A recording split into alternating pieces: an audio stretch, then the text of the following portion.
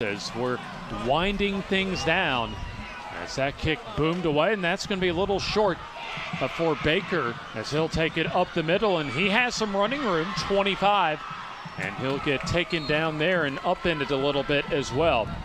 Around the 25-yard line, we'll say forward progress. As Ross Development serving the area with quality remodeling and construction work for both commercial and residential customers. Give John Ross Long a call today at 256-295-0021 for an estimate. James, he should be tired. He's had 7 kickoffs. He's had 6 PATs and 1 field goal. So. Coach, what he hasn't gotten in practice, he's been able to get in live game situation tonight. He may have to take off Monday. No, he'll certainly earned that day off as well. And he's kicking them over the concession stand when he kicks the PAT. I mean, the little water boys are getting behind the concession stand to get the football. So he has an excellent lead. Offense, 5-yard penalty, remains first down. So to add insult to injury, a false start penalty on Lincoln moves it back 5 yards. As they're just hoping that that clock runs down as quick as possible, get on the bus and go home. So first down and 15, as here's Estelle off the left side as he'll break free and gets the first down across the 35 to the 36-yard line for a Panther Express car wash first down. That's the type of play that Matt Zedeker was hoping for much earlier after the highly successful first drive at the ball game. But after that 5.5-minute scoring drive, Southside's defense has just shut things down. So once again, the backup quarterback for the Lincoln Golden Bears in junior Brighton Usry leading his squad. As the give stuffed for a loss of a couple of yards, as there you see 3 tacklers wrapping up running back Brandon Estelle for the loss. Well, that's just excellent. They sound defensively. I mean, they even the second unit, they're doing exactly what they're supposed to be doing. So, I mean, hey, those guys want to play as well. So, hey, they want to make the best of it. I tell you what, for Miles Holcomb's youthful tenure here at Southside, this has to be one of their best games that Southside has played under his head coaching tenure. So 2 minutes and 8 seconds remain until the end of the ball game, as we're deep in the fourth quarter, as Lincoln took a 7-0 lead right off the very opening drive of the ball game, but so far 45 unanswered points for Southside, and we have an injury down along the field. And it looks like, Coach, it's a player, if you're Matt Zedeker, you do not want to have any injury issues with, and that's Brandon Estelle. And I think hopefully it's just some cramping issues. So he'll be helped up by the trainers for Lincoln, and they'll slowly walk him back to the sideline, and I'm sure that Estelle will have things shut down for him the rest of the night. Well, Lincoln don't want any injuries as well. You know, you want to make sure that you get those guys out. That's right. As the battle of the belt winner, we're able to announce at earlier tonight, Ohatchee at Glencoe. There you see the results of your vote as far as the battle of the belt, and be sure to tune in to us next week for our FNN high school football game of the week. That is Jacksonville making the short drive down Highway 21 to face Anniston for a critical Class 4A Region 4 showdown. Less than 90 seconds left in the fourth quarter, as here comes a first down run to the near side for Lincoln to the south side 40-yard line, as that's Jalen Turner on the carry. as he's able to move the sticks, and we'll take a second look. Where it's just an outside zone right there, and he just outran everybody, you know. But again, Southside got great pursuit to the ball, and the young guys making plays just like the older guys. A Panther Express car wash first down, as we're at 1 minute left in tonight's ball game. Well, James, I can let you in on my little secret right now, since we toward the end of the game. One of the Southside coaches told me that what they did was Southside has trouble playing at home, and they think it was mental. So what they did was they loaded all the kids up on the bus, and they took them off, and then they brought them back as if they were playing a game on the road. And they were hoping psychologically that would help Southside to play better at home, and apparently it did. A lot better at home, in fact, and I imagine if they're superstitious that they'll be doing that plenty more times. Absolutely. Final play of the ball game, swing pass to the far side, complete, as the Southside defense contains the ball carrier for Lincoln in Turner. Jalen Turner with the reception, as that is your ball game, as the clock to double zeros, and a thorough dominating effort on the part of the Southside Panthers as they score 45 unanswered points. An outstanding rushing effort, and really outstanding effort all across the board. Your final score, Southside 45 and Lincoln 7. We'll take this time out and put a bow on tonight's presentation after this.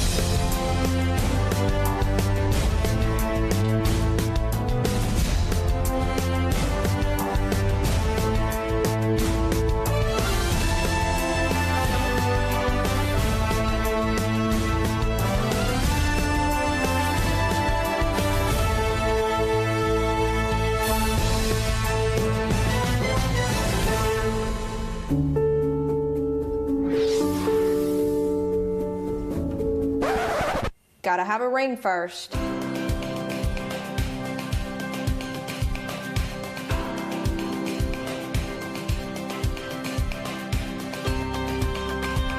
Remember, she has to say yes to the ring before she says yes to the dress. Riverside just makes it better.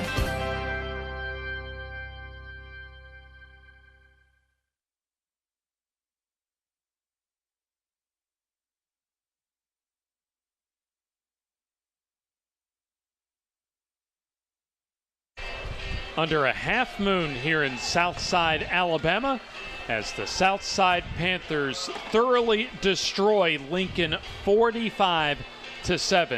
James Hardy, Coach Eddie Bullock, Jim Jacobs and company here at Barney Hood Stadium at Southside High School. And Coach, where do you begin? Because it was a thorough domination all the way across the board. Special teams, offense, and defense for Southside. Hey, I tell you what I do. Lincoln being 2-0 coming into this game and totally getting dominated like they did. I would watch film, and as soon as I got through watching the film, I would break the DVD in front of them, and tell them, hey, let's block that out. Let's go from here, because you don't want them to dwell on this game. They just took a thorough whooping. That's all, the old-fashioned whooping. Southside took them out to the shed. An old-fashioned country whooping indeed. Tuesday night, our FNN Coaches Show from Struts Wings in Oxford. Yours truly, along with Jim Jacobs, Joe Medley from the Anniston Star, and a whole lot more for 90 minutes of live high school sports talk, as well as we'll have our next FNN Player of the Week awarded this week. And also, don't forget our Game of the Week on Friday, next Friday, as we'll make the trip to Anniston for big-time, huge 4A Region 4 showdown, and that'll feature Anniston hosting Jacksonville. Job well done all the way around for all of our folks here at FNN. A big thanks to Jim Jacobs and all of the people behind the scenes that you will see shortly. A big thanks to the folks with the city of Southside, especially Mayor Dana Snyder for her halftime appearance this evening. So for My color man, my wingman all to my right, and Coach Eddie Bullock, James Hardy signing off, wishing you a good night, a good Friday night from Southside, and a happy weekend as far as the opening college football weekend as you have been watching the FNN High School Football Game of the Week.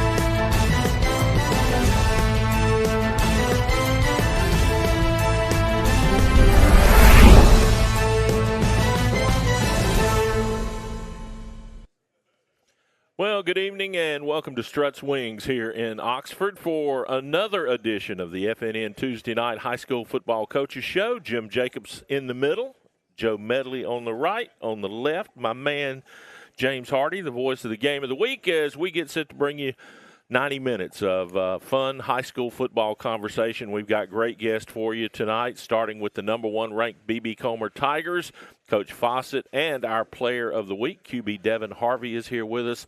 We'll talk about the rest of the lineup, but as we do each and every week, we begin with our impressions from this past Friday as we put a cap on Week 4 play. And I'll start, guys.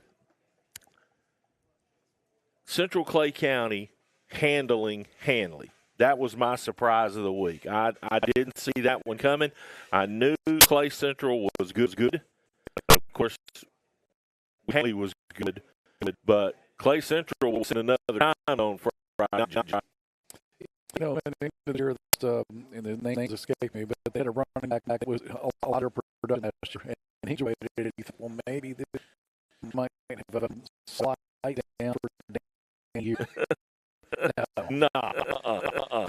You know, it's funny how you just don't hear a lot about these guys. Middle part of the year, they're 4-0, they beat somebody either bad or did Henley the other night. They go beat somebody like Russell. They did in week 0 or week 1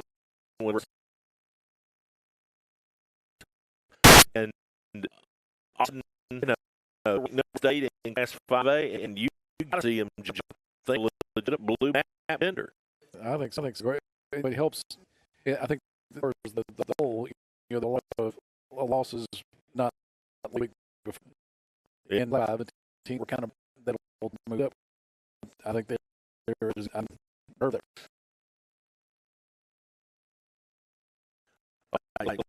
You got your attention this past Friday.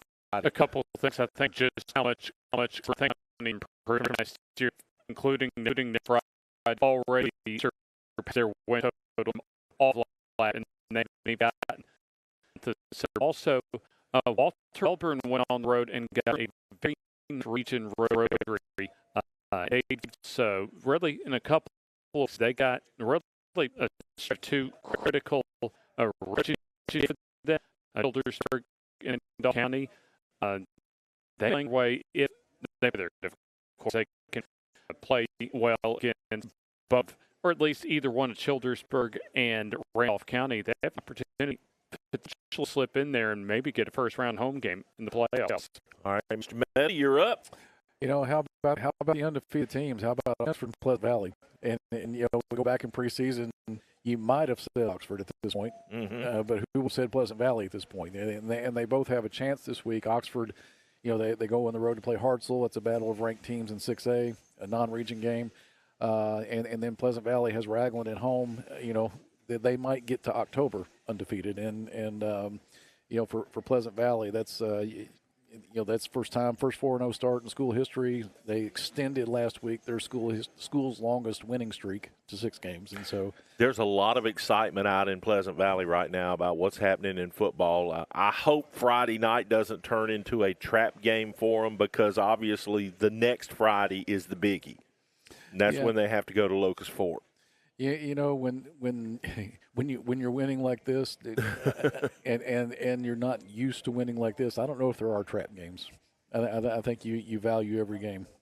Cool. All right. Well, there you have it. Those are our thoughts from this past Friday. All of them good, I think, and to the point. So let's talk about what's on tap for the rest of the show tonight. I mentioned earlier our first guest this evening will be from South Talladega County. There you see him on the left, Coach Adam Fawcett of the top-ranked BB Comer Tigers in Class 2A that just completely mauled an undefeated Vincent team this past Thursday night on statewide TV. Our player of the week, Devin Harvey, is here with us. Also from Sachs High School, Alfonso Freeney, and from White Plains High School, Blake Jennings is here tonight, along with players from both programs joining us here at Struts Wings in Oxford. So we're running a little bit behind tonight because we've had some internet issues here at where we are. So we're trying to catch up and keep moving, so we're going to take our first break of the night. And when we come back, Coach Vossett joins us here at the table, and we'll talk BB Comer Tiger football straight ahead here on the FNN Tuesday night high school football coaches show. You lock it down, stay right where you are. Family owned and operated for over 50 years, Miller Funeral Home is committed to providing families with the finest services for their loved ones, including our newest service, Aquamation. Aquamation is a gentle, respectful, and eco-friendly alternative to flame cremation. Miller Funeral Home is the only facility in the state of Alabama that offers the Aquamation service. Call us or visit our website today to learn more about how we can serve you and your loved ones. At Farmers and Merchants Bank, we're showing off our school spirit with our newly designed vertical Spirit debit cards. Now, these are customized with your favorite school's logo, and half of every Spirit card purchased goes toward your school. So, show off your colors and support your local school with the FNN Spirit debit card. You can learn more at fnn.bank. Member FDIC.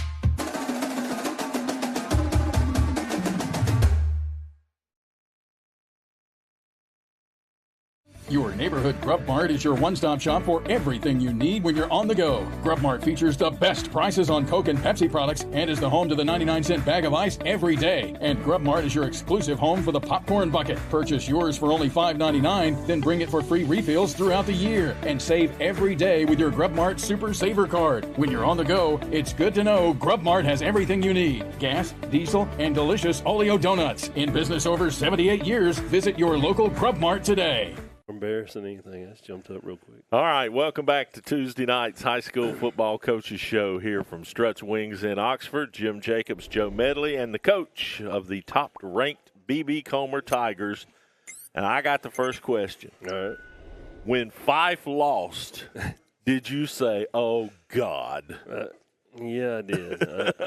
Because I know you don't like the trappings of being talked about being number one. Yeah, it's you go back to Nick Saban using the term rat poison, and that's kind of the term I used. I had to steal that term, but I also told our guys that we control our own destiny. Like I appreciate that sports writers have that confidence in us, and they see the fruits of our labor, so to speak. But we control our own destiny, and it's up to us week in and week out to make sure that we handle business. And at the end of the season, there's a playoff system in place that will crown a state champion. And if we're fortunate enough to be there and take care of business, then we will be number one.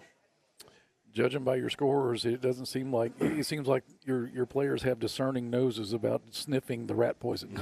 Yes, yeah, they've been focused. They've stayed locked in, and that's important. It's just. I've said numerous times you have to have a psychology degree to figure out teenagers these days, and that's true. I got two of them. Well, it's and up until last week, I was really trying to figure out our team's identity, and I feel like we're starting to get our own identity. And whereas we were kind of living off of last year's team and not going through the motions, but we're still living off last year's team and last year's hype.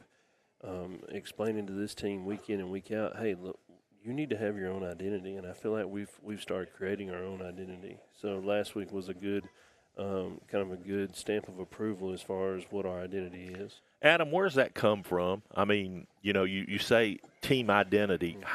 What develops that? Where?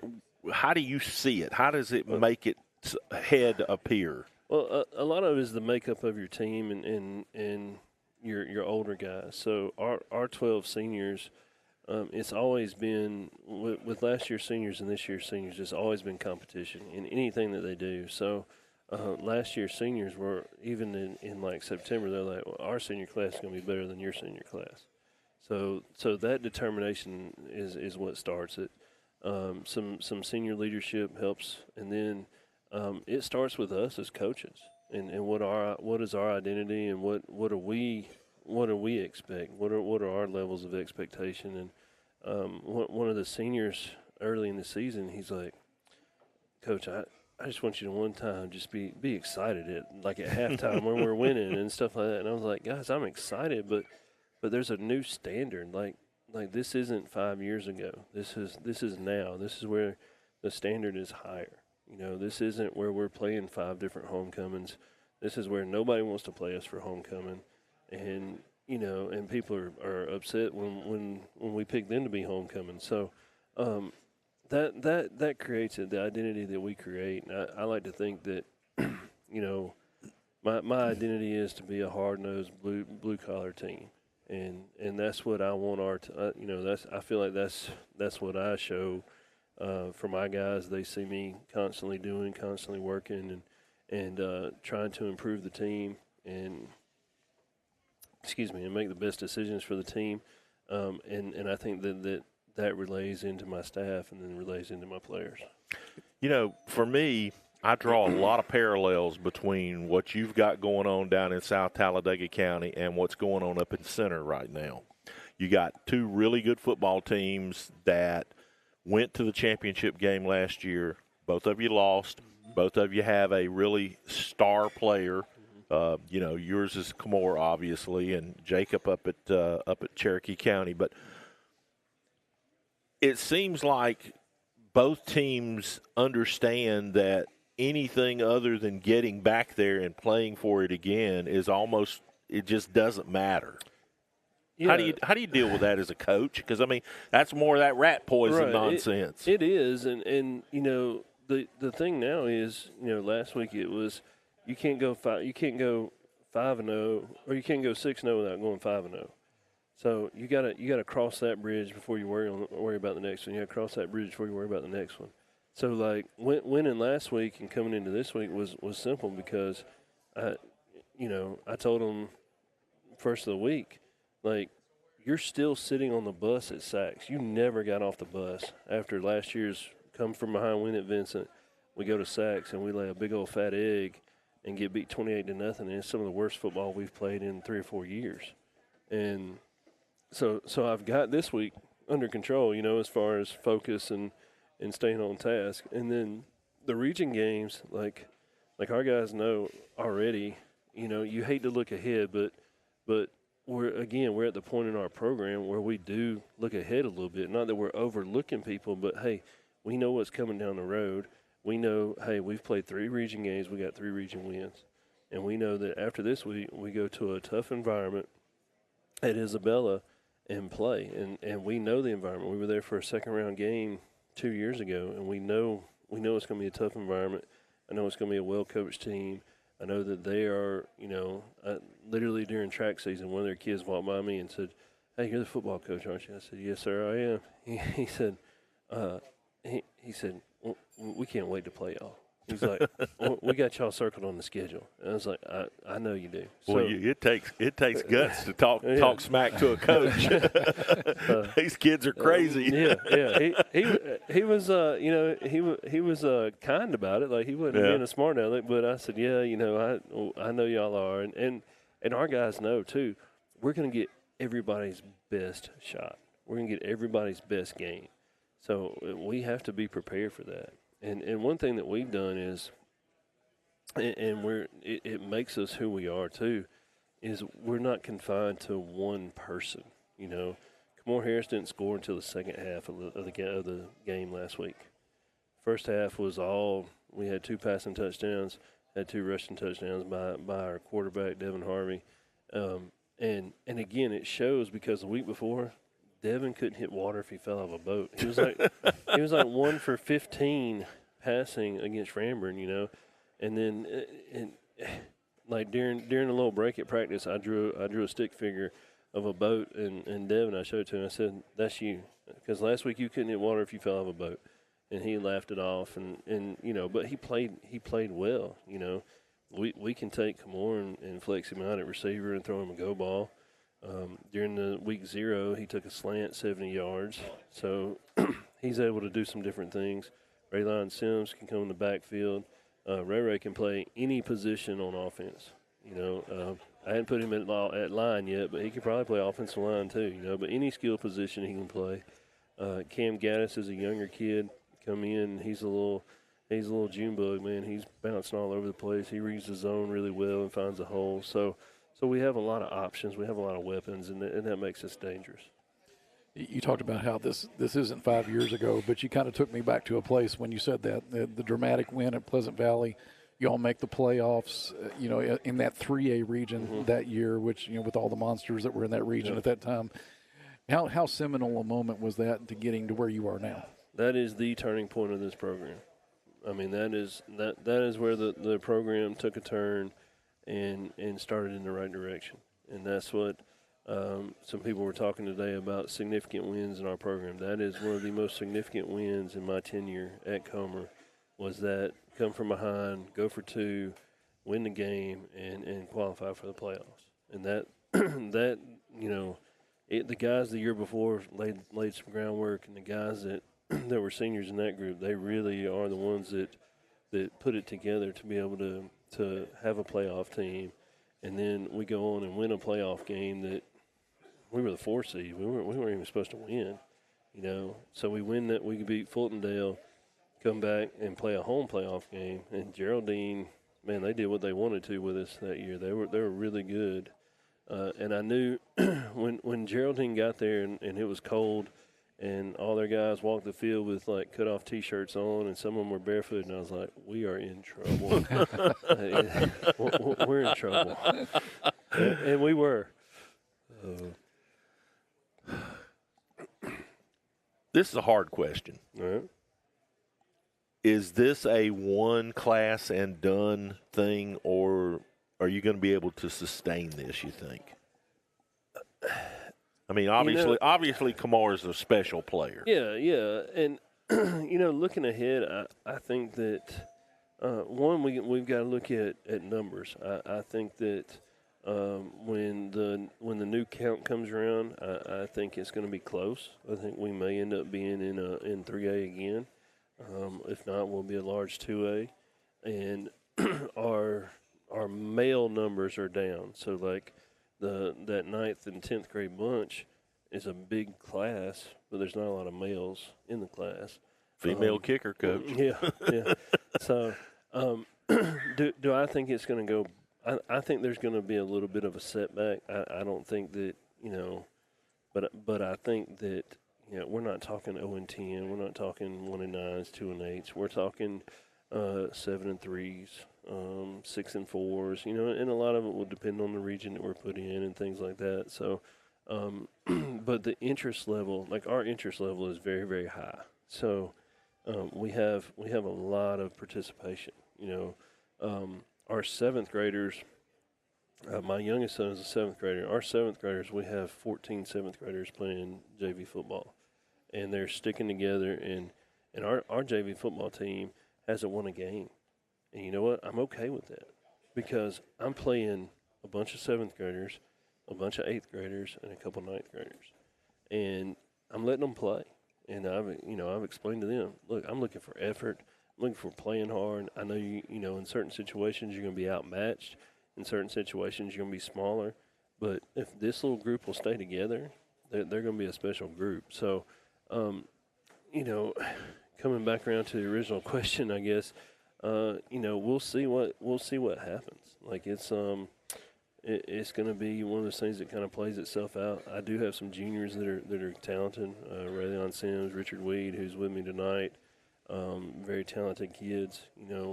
As we right now, if we progress, if we wipe the seniors out this year, right now Raylon would be our starting quarterback, and then you got to fill 4 offensive line spots. That is the scariest part of it all. Is filling those offensive line spots. Kamori obviously commands a lot of attention. Devin's the dude tonight. Just talk about the player that he's developed since his stick man and boat days. Well, that was only 2 weeks ago, Joe. Yeah, that was only 2 weeks ago.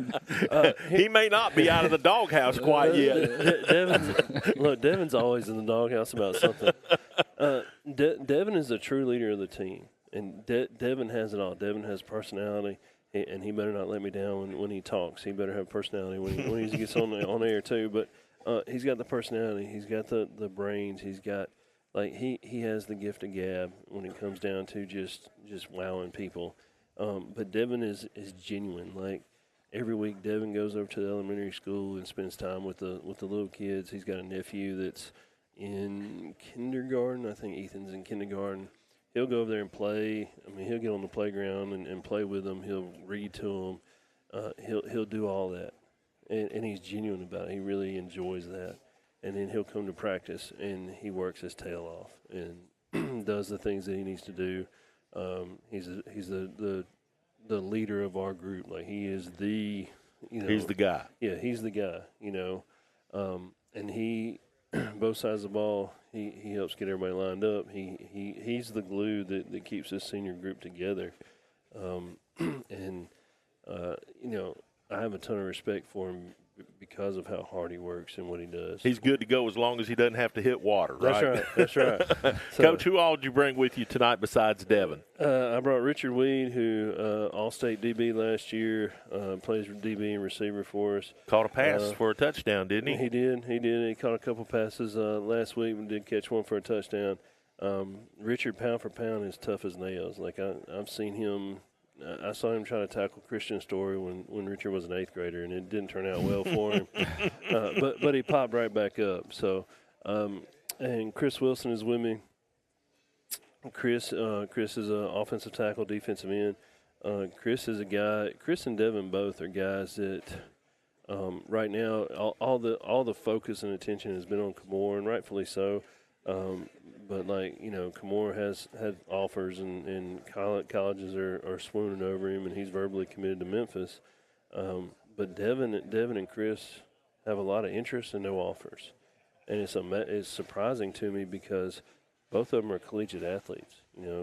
Chris Wilson has an 81-inch wingspan, fingertip to fingertip. He's 6'4", 240-something pounds, and gets after it. I mean, he's an edge rusher at the next level.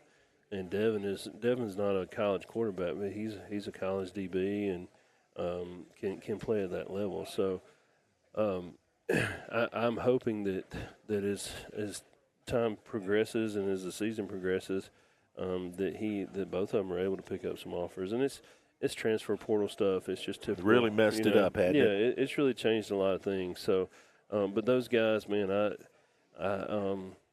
ton of respect for them. They've been with me for a long time, and had a good time just riding up to tonight and talking with them, and just that camaraderie that we have. So it's obvious. You see it. You see it. Yeah. You got a last one?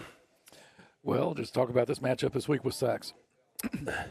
It is a crazy, I guess it's a crazy statement to make, but they're a pretty dang good 0-5 team. I mean, really and truly, they're athletic. They got size.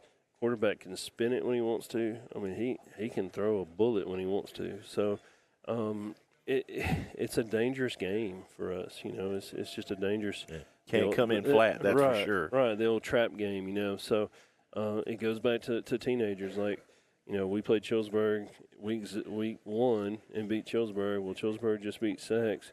So now in teenagers' minds, this is an easy game. We actually talked about it on the ride up here.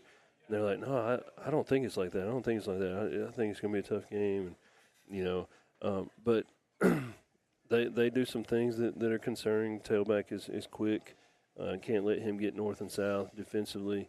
They're going to try and mess with you with some fronts and things like that. So we just got to play disciplined football. We got to get 11 guys to the ball on defense. Offensively, we have got to be disciplined up front and communicate up front, and and not just this game, but even down the road, our fronts on both sides of the ball will determine how far we go and how good we are. Folks, this is one of the good guys in the profession right here to my left. Coach Adam Fawcett of the B.B. Comer Tigers. To tell you a quick story in case you don't know about it. When the tornado hit Ohatchee, was it 2 years ago?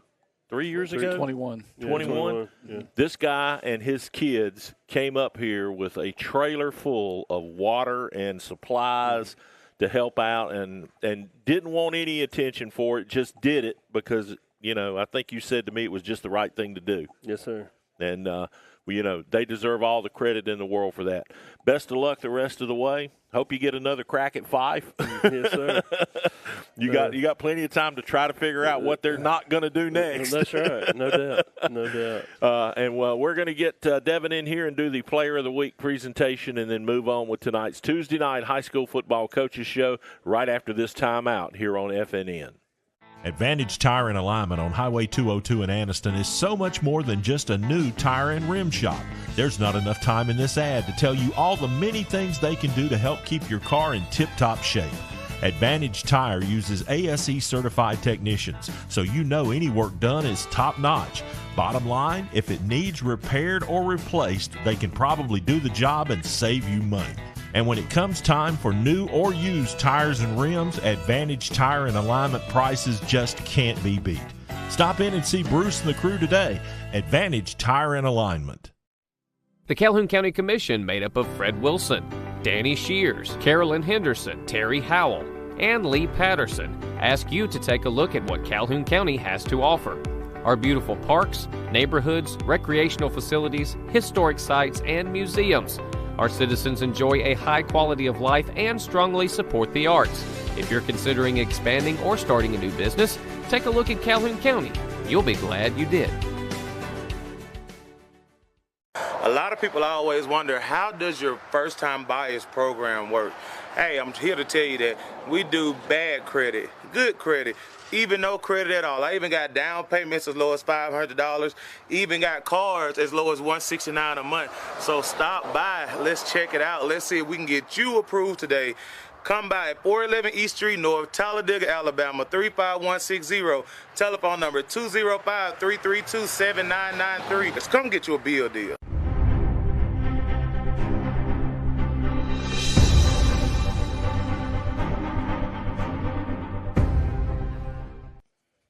Welcome back to Struts, Tuesday night high school football coaches show here on FNN as we continue with our normal Tuesday routine. And we're at that part of the show where we hand out the Player of the Week hardware, our little Crystal Trophy Award that we do each and every week, courtesy of Michelle Green and the folks at Realty Pros. And the guy right here to my left, he's the man this week, Devin Harvey, the quarterback of the number one ranked BB Comer Tigers. And you had quite a game against Vincent. Oh, yeah.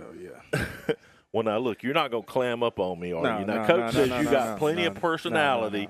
Huh? No, I'm good. You good? Well, I got my you know what my first question is? I'm listening. Who's your barber? Because, man, you need a haircut. Yeah. Oh, yeah, he needs that. Huh? Yeah. So your teammates down here know what. Well, hey, you don't have a whole lot to talk about. Yeah. I look good. I ain't tripping. Yeah. Little one right here, he said he'd just sit here and look good. Smile for the camera right there. Just smile for the camera. Make your mama proud. Let's talk about the game. All right. Obviously, a lot of hype. You and Vincent, y'all went to overtime last year to settle it. It wasn't that way this past Thursday. No. What was the difference? Last year we went into the game like, we beat them, we blew them out. The previous year, then we just underestimated them. But this year we came in, played together, and it showed. What was the difference in them this year versus last year? I say. I mean, because to me, I watched the game, and to me, there was just a handful of plays where if it had kind of went the other way, the game could have been a lot closer than it was. Yeah, I'd say this year their quarterbacks, they can run the ball. Yeah. They're pretty shifty and stuff. Well, talk about how you guys managed to just, put up a ton of points, going in the first half. I mean, what was it, 26 in the first half? I think so. Something like that. I mean, it was, of course, the whole thing was a shutout, but 2 touchdown runs, 2-point conversion, and you managed to see him to throw him one. How tall are you, dude? 5'5"? And that's probably on platforms, isn't it?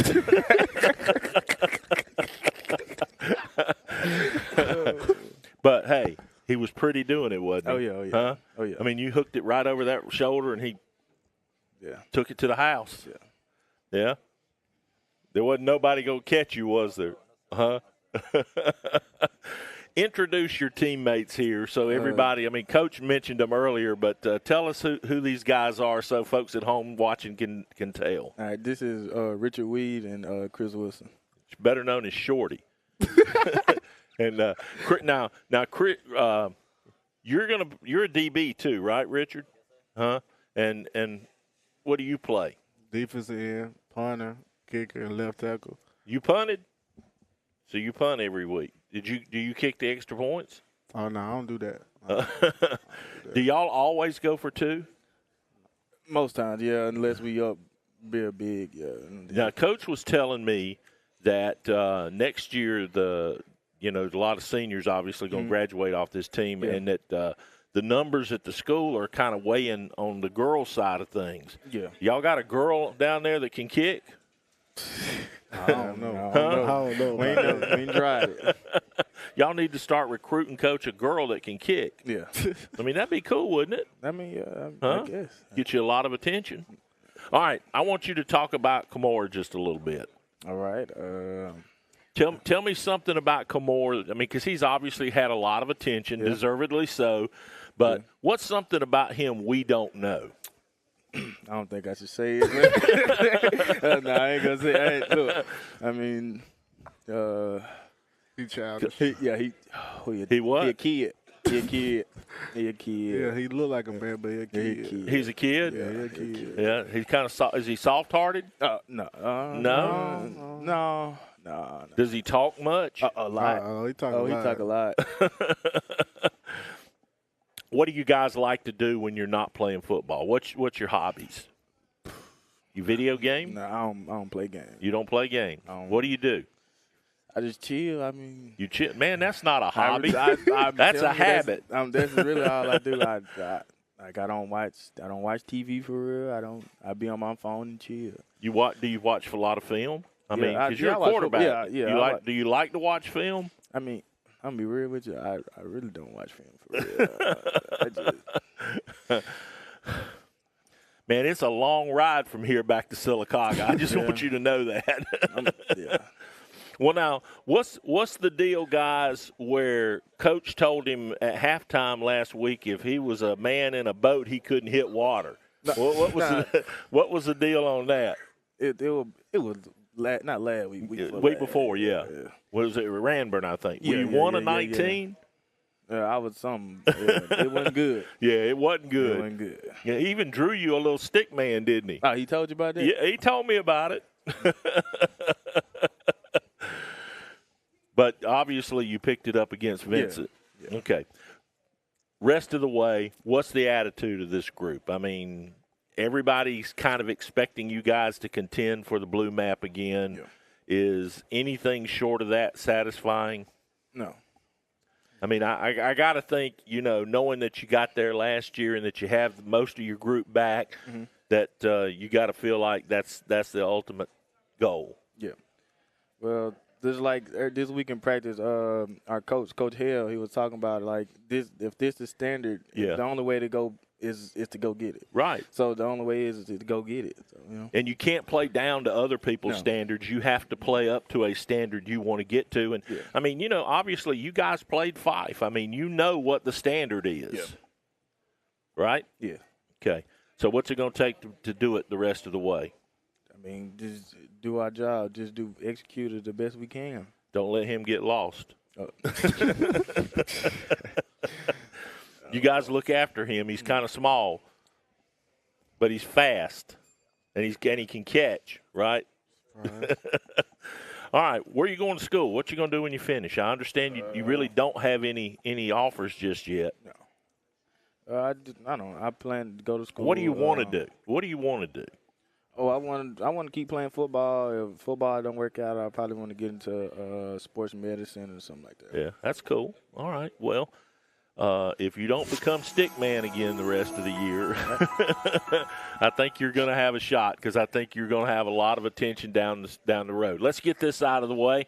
This is courtesy of Michelle Green at the Realty Pros. It's our Player of the Week Crystal Award, And there we go. We present it to Devin Harvey here of the B.B. Comer Tigers, the number 1 ranked B.B. Comer Tigers. Did y'all like it when you got notched up at number 1? It we wasn't moved by it for real. Really? Yeah. It was just kind of something that happened. Yeah, it happened. It just. So you guys don't look at the rankings each week to see who's doing what or anything like that. You just. You look at it but don't care about it. Okay. Well, that makes sense. Well, listen, thank you guys all for coming up. Wings, what'd you have? Over there I got some 15 piece garlic parmesan with some cheese fried. Got a little bacon on it. I hear you. How about you, man? What'd you get? I got a burger. You got a burger? Cheese fry. Okay. That's all right. Burger's all right. Did you get wings or did you get something else? What'd you get? Huh? Lemon pepper. Good deal. You guys go enjoy your supper, and we're glad you could come up.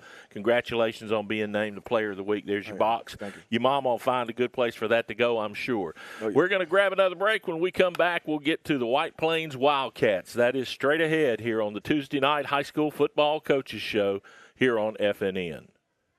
Family owned and operated for over 50 years, Miller Funeral Home is committed to providing families with the finest services for their loved ones, including our newest service, Aquamation. Aquamation is a gentle, respectful, and eco-friendly alternative to flame cremation. Miller Funeral Home is the only facility in the state of Alabama that offers the Aquamation service. Call us or visit our website today to learn more about how we can serve you and your loved ones.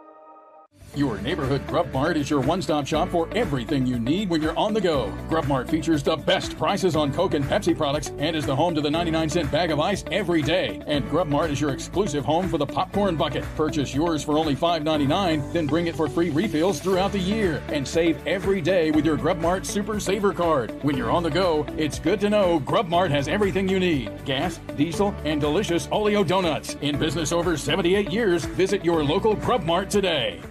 Griffin Laser Engraving in Lincoln is your authorized local dealer for personalized Yeti products. Get your Yeti customized for your team, a business, or a special event.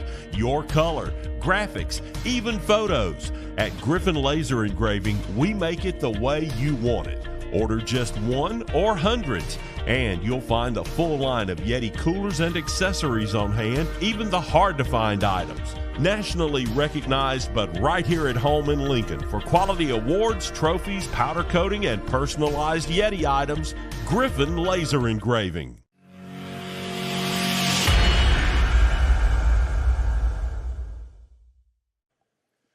Back at Strutt's Wings here in Oxford, the FNN Tuesday night high school football coaches show be the last one for the month of September. Man, I can't believe this month has just zipped by.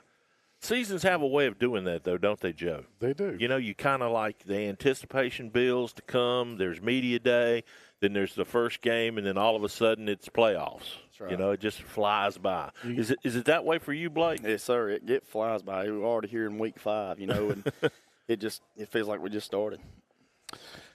Let's get right to it. How badly did the guys in that locker room want to play that game last week? They wanted to play, but, you know, at the end of the day, that's out of their control. That's something we can't control, and that's kind of what we went with the kids, and we told them, hey, we can only control what we can control, and we showed up yesterday ready to go to play Hokes Bluff, and that's where we're at with that. We're playing for Friday. Is there anything that, I mean, you know, obviously there's a lot of media, a lot of chatter on social media and stuff like that. Is there anything about making up the game that you can tell us at this point, and then that's all we're going to ask you about it? Nothing that I know of. You know, again, it's out of our hands. There's nothing we can do about it, and we just, like we told the kids, we just keep going, take it one day at a time, and just like we always talk, you know, we preach about play by play, and so you know that's just what we've got to do and get ready to play Hokes Bluff on Friday. What made you want this job? It was an opportunity to, you know, to be a head coach, and White Plains is a great community, and and we've seen it from afar and coached against those guys in football and baseball, and you know, at the end of the day, it's a great community. Those people are going to be there to support you, and at the end of the day, they've showed me that too. We got some really good people on my touchdown club that's really helped me. Van Roberts, Shane, Rebecca, a bunch of those people. They've been a big help. Brittany, those people. So good people out there. Just how have you seen your team develop this year, and how close is it to showing up on the field? Right, and it's close. We're probably, honestly, man, we're 2 to 3 plays away from being 2-1. Or I guess 2-2 now, whatever you want to call it. But with the 3 games we've played on the field, we had we kind of muffed a kickoff against Rambert, and we ended up getting beat by 3, and they got it on 12 and punched it in. And then against Oak Grove, we had 2 pretty crucial turnovers that was the difference in the game. We get beat by a touchdown. And so we're close, but we're inexperienced, and that's what it comes down to. We've got 2 seniors on this football team, and one of them's hurt. He's out for the rest of the year, Cooper Tenney. The other one's Dylan Barksdale, our quarterback. But other than that, we're young. We start 4 or 5 freshmen. We're inexperienced, but kids are getting better every day, and that's all we can ask of them. Blake, your cards are what they are, but dadgummit, this region that you guys land in, there's just no what I call easy growth weeks in it. I mean, you got to go ready to play every Friday. Yes, sir. There ain't no doubt. And at the end of the day, it's really, it's tough, but that's what you want it to be. As a competitor, you want to show up and you want to compete against the best. And if you do your job and you do what we're asking you to do, then, hey, you went out there and you've done everything we've asked you to do. Then if you get a chance to beat one of those teams, now, hey, it's even more glory to you. You know what I mean? There's just something more to it. And it is a very tough region. Handley, Anniston, Jacksonville, Heflin, Mumford, all these guys. They're really good really good teams. Considering how close you've come, and then obviously what happened last week, how badly do these guys want to get back on the field, and how much do you think that might help you this week? I thought Monday was our best practice of the year, and I thought today was great too. They're eager. They're ready to get after it, and there may be people that question these kids, but I promise you this, there ain't me or none of those other coaches do. None of them. And, they play, they do everything we ask them to do in the weight room. They do everything at practice we ask them to do, and they're fighting, and they're going to continue to fight. Any program that has to find itself and rebuild always has to have that one signature win, that one point in time where you can say, we've arrived. Right. How close are you to getting that win maybe this year against somebody most of us would not say you're going to beat? I don't know if you can maybe – you don't have a crystal ball. You know what I mean? Sure. It's tough to see but on that. But you got to feel somewhere there's a matchup that might work for you. Exactly. I do, Handley was tough. Anderson was going to be tough. We get into this part of the schedule now. We've got another non-region game against Hoax Bluff, and those guys, they've been playing great. But you just got to keep going out there, and that's kind of a hard question to answer there on that. But as long as they continue to do the things we ask them to do every single day, and we play by play, and you compete, and at the end of the game, you look up the scoreboard and you've won that game. Hey, you've done you've done everything you can, and that's what we're trying to get these kids to do. You mentioned Dylan. Just what's he bringing to you this year? He's the best leader we got. He's one of our captains. That's the 2 guys I brought with me tonight, Dylan and Ty. But Dylan, man, he sets the standard in the weight room. He sets the standard at practice. He's the first guy, finishing his conditioning. He's number 1 at practice. He's the most vocal guy I've got. He's Dylan's a great player. If we had a ton of Dylan, if we had 10 more Dylan Barksdales, I promise you this, we'd be a lot better football team. He's a great kid. You mentioned, Blake, doing the things that you asked them to do. Mm-hmm. How do you gauge where that is in the process of becoming a winning football team? I mean, obviously you want them to go out there and do the things you coach them to do, but, are there many days now where you walk in after practice and say, yeah, we're getting there. Things are better than they were. And that's exactly where you evaluate it. You evaluate it at a practice. And I even told my wife yesterday, I think it was, we were talking, and I said I feel like the last 3 weeks have been our best weeks of practice. The kids are getting better. They're understanding how practice moves. They're getting used to, it being on periods and moving from place to place. And doing different things at practice probably than what they've done in the past. And so that's, to me, how you evaluate it. Are we getting better there, and are we getting better in the weight room? And I promise you that's one thing where I've seen the biggest jump, honestly, is the weight room. Because, man, they go in there every day. They come ready to work, and they don't complain about it. And they're tough workouts. And it's one of those things where we walked into this thing, you maybe feel like you're a little bit behind. So we're not doing a in-season program. We're doing exactly what you would do every day, even if you were in the off-season. And so, we're the kids are getting after it. Jay, you mentioned some of the young guys that are contributing this year, a lot of the younger players. Tell us about them. Man, you got some guys that, we've got juniors and we've got seniors or juniors and sophomores and freshmen all playing. We've got a bunch of them. But a couple of the freshmen that have really stood out, one of them being number 11, Bryson Cheatwood. He's playing corner for us, man. He is so disciplined. He does exactly what he's asked to do all the time. He's super coachable. He's been really good for us. You got PJ Holloway, our starting tailback. He got hurt against Hanley, got a concussion there, and it was a pretty mild concussion. So he's going to be back this week, and we're excited about that and making sure we've got him. But man, he's got a special talent. There's no doubt. You've got those guys. Luke Richardson was our starting wingback and starting defensive end. We lost him against Hanley. We're not going to have him. He ended up tearing his, he messed his knee up, got some stuff going on there, so he's still got to see the doctor, but we're pretty sure he's out the rest of the year. Those are three of the freshmen that have really stood out and did a really good job. Rodney Perry's he's a 10th grader. He's got a lot of potential. Rodney does, and you got some juniors, Ty Roberts, Dalton Luker. I mean, you got a couple guys there that have played some pretty good football for us.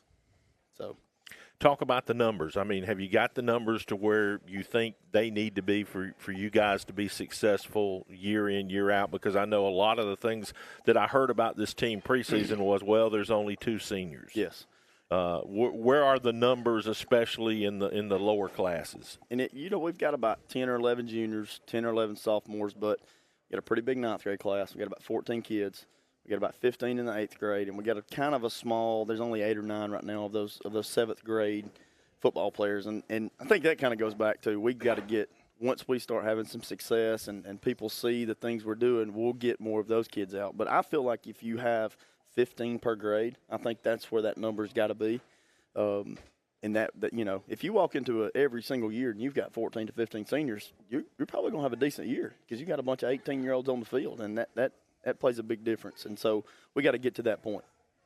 Talk about the matchup this week. Hoax Bluff, their score last week kind of surprised me. Yeah. It was one of my 2 really bad picks last week. Yeah, we saw them against Glencoe in the game of the week, and they're physical, Coach. Right. I mean, they will hit you in the mouth. There's some during our off week. I had a chance to go watch Hoax Bluff and Glencoe. Went over there and kind of talked to Coach Martin before the game a little bit and watched those guys. And they're big, they're physical, like you said. Coach Rob, man, he does a fantastic job with those guys. He's been over there for 30-something years longer now. Than the grass. That's right. That's right. His grass always looks great. Yes, now. it does. It looks good.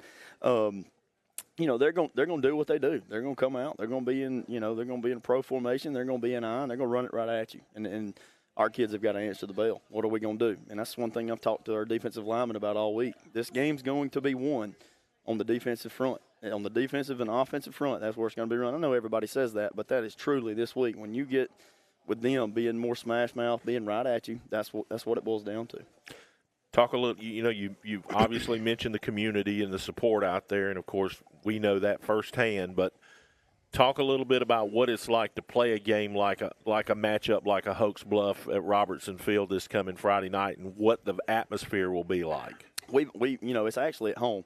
Play Hoax Bluff at home this week. I think it'll be a great atmosphere. I think our kids are excited for it. Right. With some of the stuff that's going on, they're eager. They're ready to get out there. I think they're ready to show people, hey, we're here. We're ready to play this football game. And I think, if we continue to prepare, we have another good day tomorrow, another good day Thursday. I'm excited about it on Friday. 2 home games in a row. Yes, sir. Yeah, we've only had one so far. We only played Hanley. It's the only home game we've had. And that one wasn't pretty. It was not. They're a good football team. They're a really good football team, and I know they went up there to Clay Central and got beat the other day. And just seeing it, I think there was a few turnovers that played a role in that. And I know Clay Central has an excellent team too. To me, I truly believe Hanley is one of the top 2 to 3 teams, obviously, in 4A football, and Clay Central, man, they're one of the top teams in 5A. So I can only imagine how good that game was. But they came in there and they put it on us pretty good. But it was good for our kids, like to see the speed and the different, how they play the game. And that's one thing I've done with film and showing our kids, like, hey, watch what some of these other guys do. This is the way it's got to be done. These are the things we're asking you to do. And I think we're getting better in that aspect of the game too, in understanding film and understanding what my job is and being able to see it. You know, and can't be it if you can't see it. That's right. One last question. We'll let you go back to your wings. By the way, what flavor did you have tonight? I ended up just getting the bacon cheese fries tonight. There you go. I'll say that, like, because last night I had wings. My wife and I had a little baby boy. Miles. Yeah. Miles is his name. Yeah, he was born last weekend. So we've had this meal train thing going on. Somebody brought Struts wings by the house last night. So I just got the bacon cheese fries tonight. Good deal. All right, one last question. Obviously, you were a part of the turn at Ohatchee. Yes, sir. What parallels can you see at White Plains that you saw at Ohatchee that brought the turn? It reminds me so much of our 2014, maybe a little bit of 15 team in Ohatchee, because you got kids that are eager, you got kids that want to win, you got kids that are working hard in the weight room, and it just takes coaching every single day. It takes us as a coaching staff showing up every single day and doing our part to help these kids. And that's one thing we did there at Ohatchee. You know, we showed up. We had a great group of coaches in that office. You know, Coach Martin, Coach Finley, Coach Williamson. You know, Coach Henderson was there at one point. He's the DC now at Cherokee County. We had a bunch of guys there, and it went, you know, we stayed on them. It was constant. It was not one of those things where we ever let up. You coached hard every single day, and you expected a lot out of the kids. And that's one thing we're doing here. Expect a lot out of these guys. And we're not going to let up. And it goes, and to me, that'll in turn, it'll affect a lot of things. It'll affect baseball. It'll affect basketball. The stuff we're doing in the weight room. It's very similar. All right. Well, Coach, good luck against Oaks Bluff on Friday night and the rest of the way. And thanks for coming out and enjoying dinner with us and talking a little White Plains football. Best of luck to you. Yes, sir. Thank y'all. All right, Coach Blake Jennings here with us. We'll get a couple of Wildcats here at the table in just a second when we continue with our Tuesday night high school football coaches show from Struts Wings in Oxford. Family owned and operated for over 50 years, Miller Funeral Home is committed to providing families with the finest services for their loved ones, including our newest service, Aquamation. Aquamation is a gentle, respectful, and eco-friendly alternative to flame cremation. Miller Funeral Home is the only facility in the state of Alabama that offers the Aquamation service. Call us or visit our website today to learn more about how we can serve you and your loved ones. Your neighborhood Grub Mart is your one-stop shop for everything you need when you're on the go. Grub Mart features the best prices on Coke and Pepsi products and is the home to the 99-cent bag of ice every day. And Grub Mart is your exclusive home for the popcorn bucket. Purchase yours for only $5.99, then bring it for free refills throughout the year. And save every day with your Grub Mart Super Saver card. When you're on the go, it's good to know Grub Mart has everything you need. Gas, diesel, and delicious Oleo donuts. In business over 78 years, visit your local Grub Mart today. Advantage Tire and Alignment on Highway 202 in Anniston is so much more than just a new tire and rim shop. There's not enough time in this ad to tell you all the many things they can do to help keep your car in tip-top shape. Advantage Tire uses ASE certified technicians, so you know any work done is top-notch. Bottom line, if it needs repaired or replaced, they can probably do the job and save you money. And when it comes time for new or used tires and rims, Advantage Tire and Alignment prices just can't be beat. Stop in and see Bruce and the crew today. Advantage Tire and Alignment. The Calhoun County Commission, made up of Fred Wilson, Danny Shears, Carolyn Henderson, Terry Howell, and Lee Patterson, ask you to take a look at what Calhoun County has to offer. Our beautiful parks, neighborhoods, recreational facilities, historic sites, and museums. Our citizens enjoy a high quality of life and strongly support the arts. If you're considering expanding or starting a new business, take a look at Calhoun County. You'll be glad you did. And we welcome you back in as the White Plains Wildcats portion of the FNN Coaches Show this week from Struts Wings in Oxford rolls on. James Hardy with you as we're also getting closer to the end of the month of September here in the 2023 high school football season. And speaking of the White Plains Wildcats, as they'll get ready to close out the month with just their second home game of the season against Oaks Bluff, non-region play.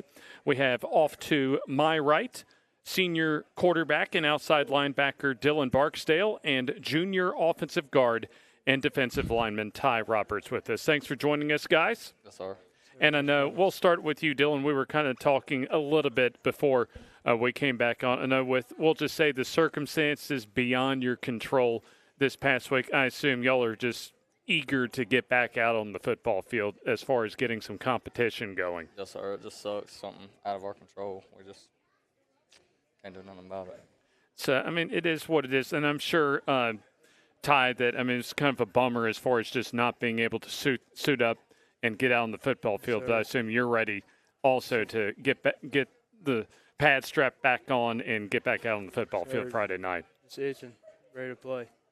There you go. And back to you, Dylan, as far as I know, regardless of what the record says as far as for your team this year, just kind of describe how the journey's been for you and your team and where maybe you've seen your team, I guess, take steps forward since the beginning of the year. Yes, sir. Like starting in the weight room this summer, we just came in on a new program, and everybody's working, everybody's ready to work.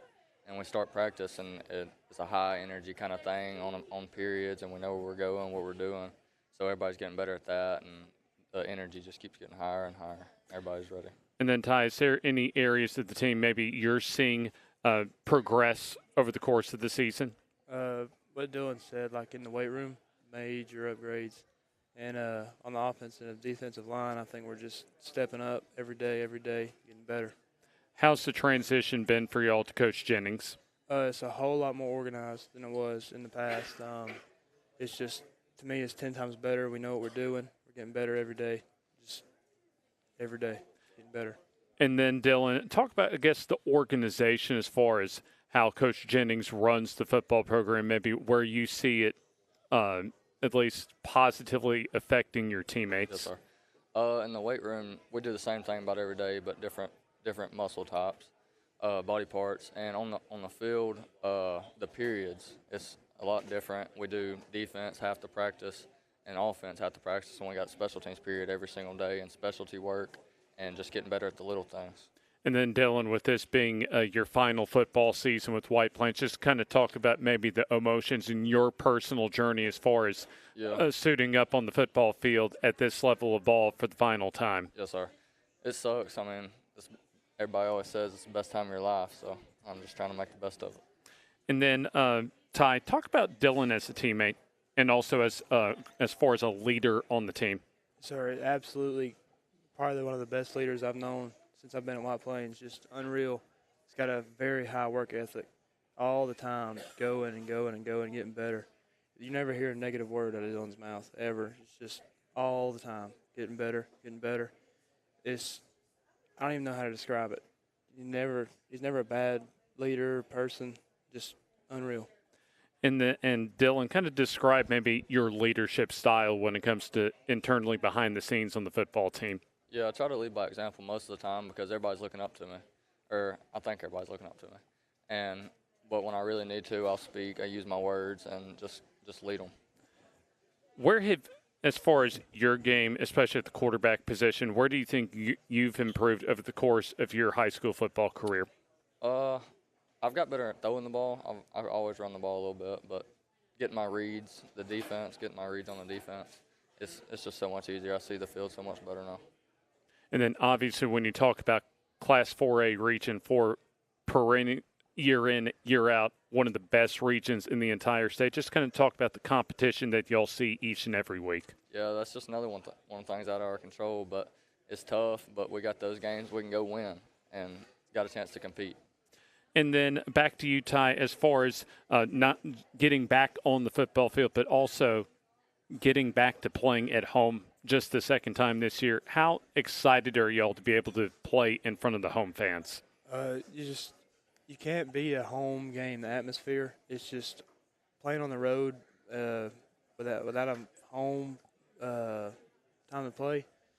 It's just eating me alive to play at home. I love playing at home because all the atmosphere and all the fans. It's great. Talk about the support as far as the White Plains community, and also kind of the same question for you, getting back to playing at home since you have only had one home game prior to this week. Yeah, it's great playing at home. Last week at Hanley, I look up in the stands and it's packed.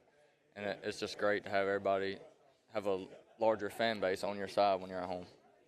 And then just kind of you mentioned as far as the trip to Handley, the packed house, kind of talk about, especially from a football player standpoint, the kind of energy it provides as far as your team when you go out on the field. Yeah, it's just big because you hear the crowd up. It's going to give you confidence to do better and want them to be up again.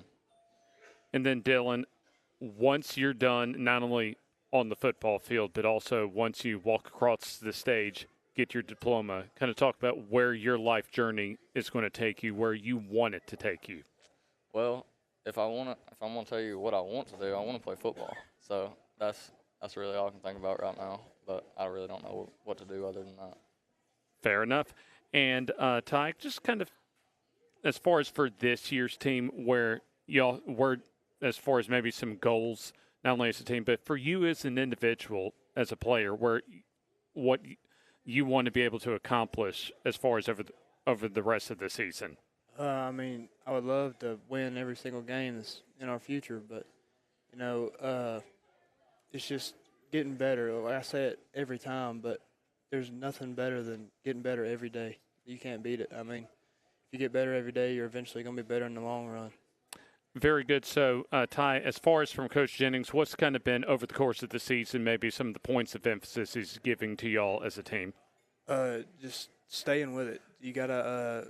With a rebuild, you gotta stay with it, get better. Like I say it again, get better every day. And I think we were behind in the weight room, but I think in the next coming years, we're going to be, with what he's doing in the weight room, we're going to be good and be up to date and good and going. How's Dylan as a teammate? Unbelievable. And then, Dylan, as far as just going to talk about as far as your relationship, but also the team's relationship with Coach Jennings. Yeah, it's great. It's just like seeing him coming here and caring so much about us and wanting us to be better just so we can rebuild this thing. Before we let y'all go, I always enjoy, as far as I may not look like it, but I always enjoy coming here as far as talking with y'all, but also getting a good Struts meal on Tuesday nights. How was y'all's meal? What did y'all get this evening? It was good. I got boneless barbecue wings and some bacon cheese fries. There you go. And how about you? I got the same thing, but I got medium instead of barbecue. There you go. There you go. Dylan Barksdale and Ty Roberts joining us from the White Plains Wildcats as they'll take on Hoax Bluff for their second home game of the season this Friday night to close out the month of September. We'll close out this week's edition of the FNN Coaches Show coming up after this. Family owned and operated for over 50 years, Miller Funeral Home is committed to providing families with the finest services for their loved ones, including our newest service, Aquamation. Aquamation is a gentle, respectful, and eco-friendly alternative to flame cremation. Miller Funeral Home is the only facility in the state of Alabama that offers the Aquamation service. Call us or visit our website today to learn more about how we can serve you and your loved ones. At Farmers and Merchants Bank, we're showing off our school spirit with our newly designed vertical Spirit debit cards. Now these are customized with your favorite school's logo, and half of every Spirit card purchased goes toward your school. So, show off your colors and support your local school with the FNN Spirit debit card. You can learn more at fnn.bank. Member FDIC.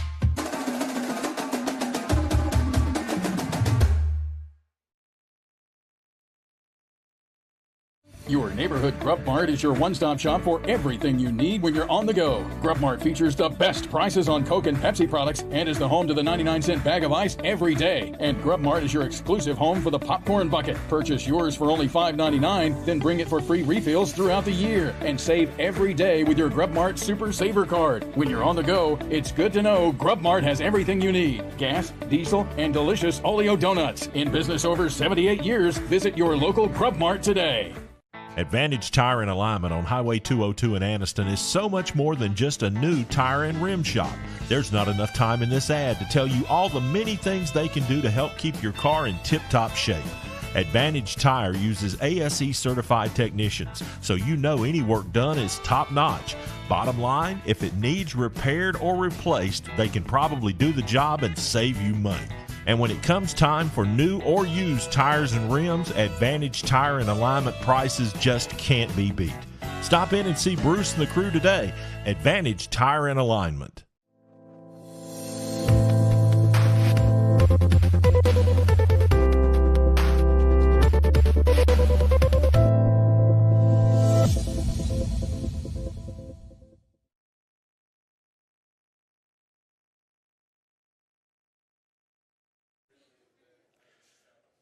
Boy, that one tails out, doesn't it? Welcome back to the Tuesday Night High School Football Coaches Show here from Struts Wings in Oxford as we hit our final segment. First thing I want to clear up is we had Sacks down to come tonight, but they were not supposed to come tonight. I invited Coach Freeney and his guys next week, so they should be here next week, and we'll announce the rest of our guests, of course, including our Player of the Week.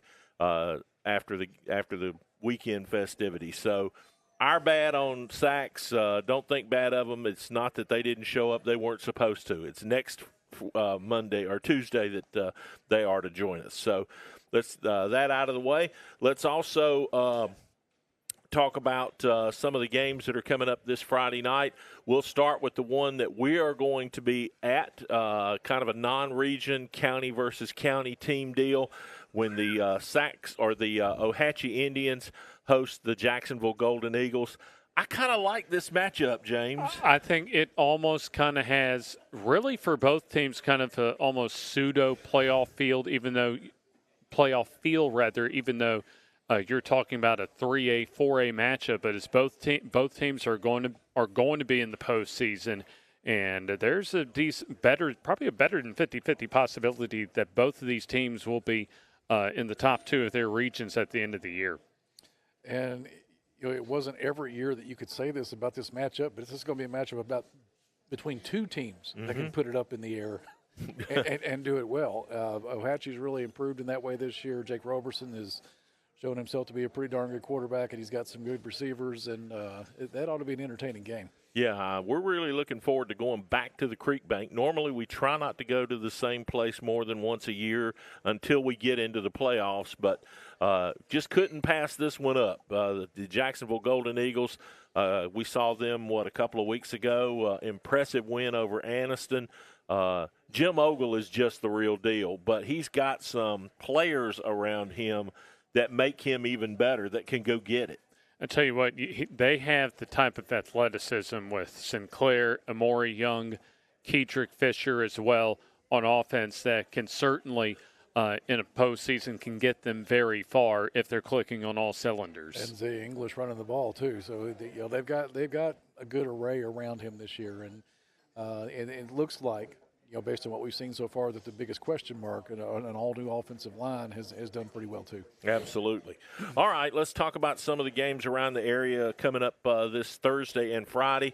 Let's start with the Thursday night matchup up at Piedmont Joe. You got to think Anniston's going to come in with some kind of motivation. I don't know if it's a mad-on or what, but, they didn't get to play last week, all those circumstances. And then you got Piedmont, who possibly lost their best player for the rest of the year in Riley Pinto. I don't know how to grade this game. Anniston's kind of on the other side of this. We had the conversation with Coach Jennings a minute ago about how the people in that locker room really wanted to play a game. I'm pretty sure that the people in Anniston's locker room felt the same way, and administrators have to think about the things that they have to think about. And there was a lot to think about there, but those kids wanted to play a game, and they're eager to get on the field again, and like you said, on the Piedmont side of it, Raleigh Pinto was a really tough loss for them. Yeah. He was one of their top three offensive players, arguably their best.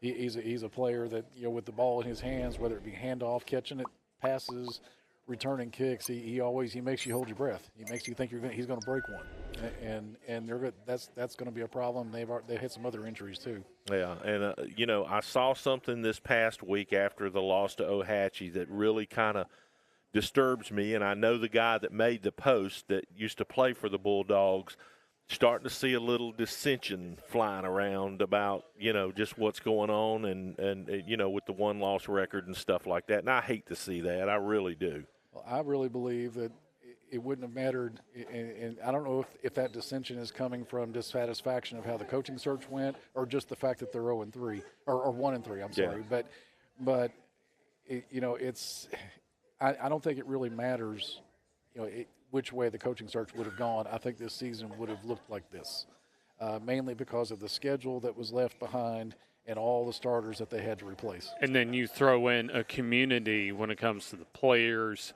coaches, fan base, alumni that have, as far as seeing their program win as long as they have, and you get all the right ingredients to basically get what you have right now. Yeah, no question. Well, hopefully Piedmont will find a way to rally and, at least make the playoffs this year. I think that's a victory for them at this point if they can just get in.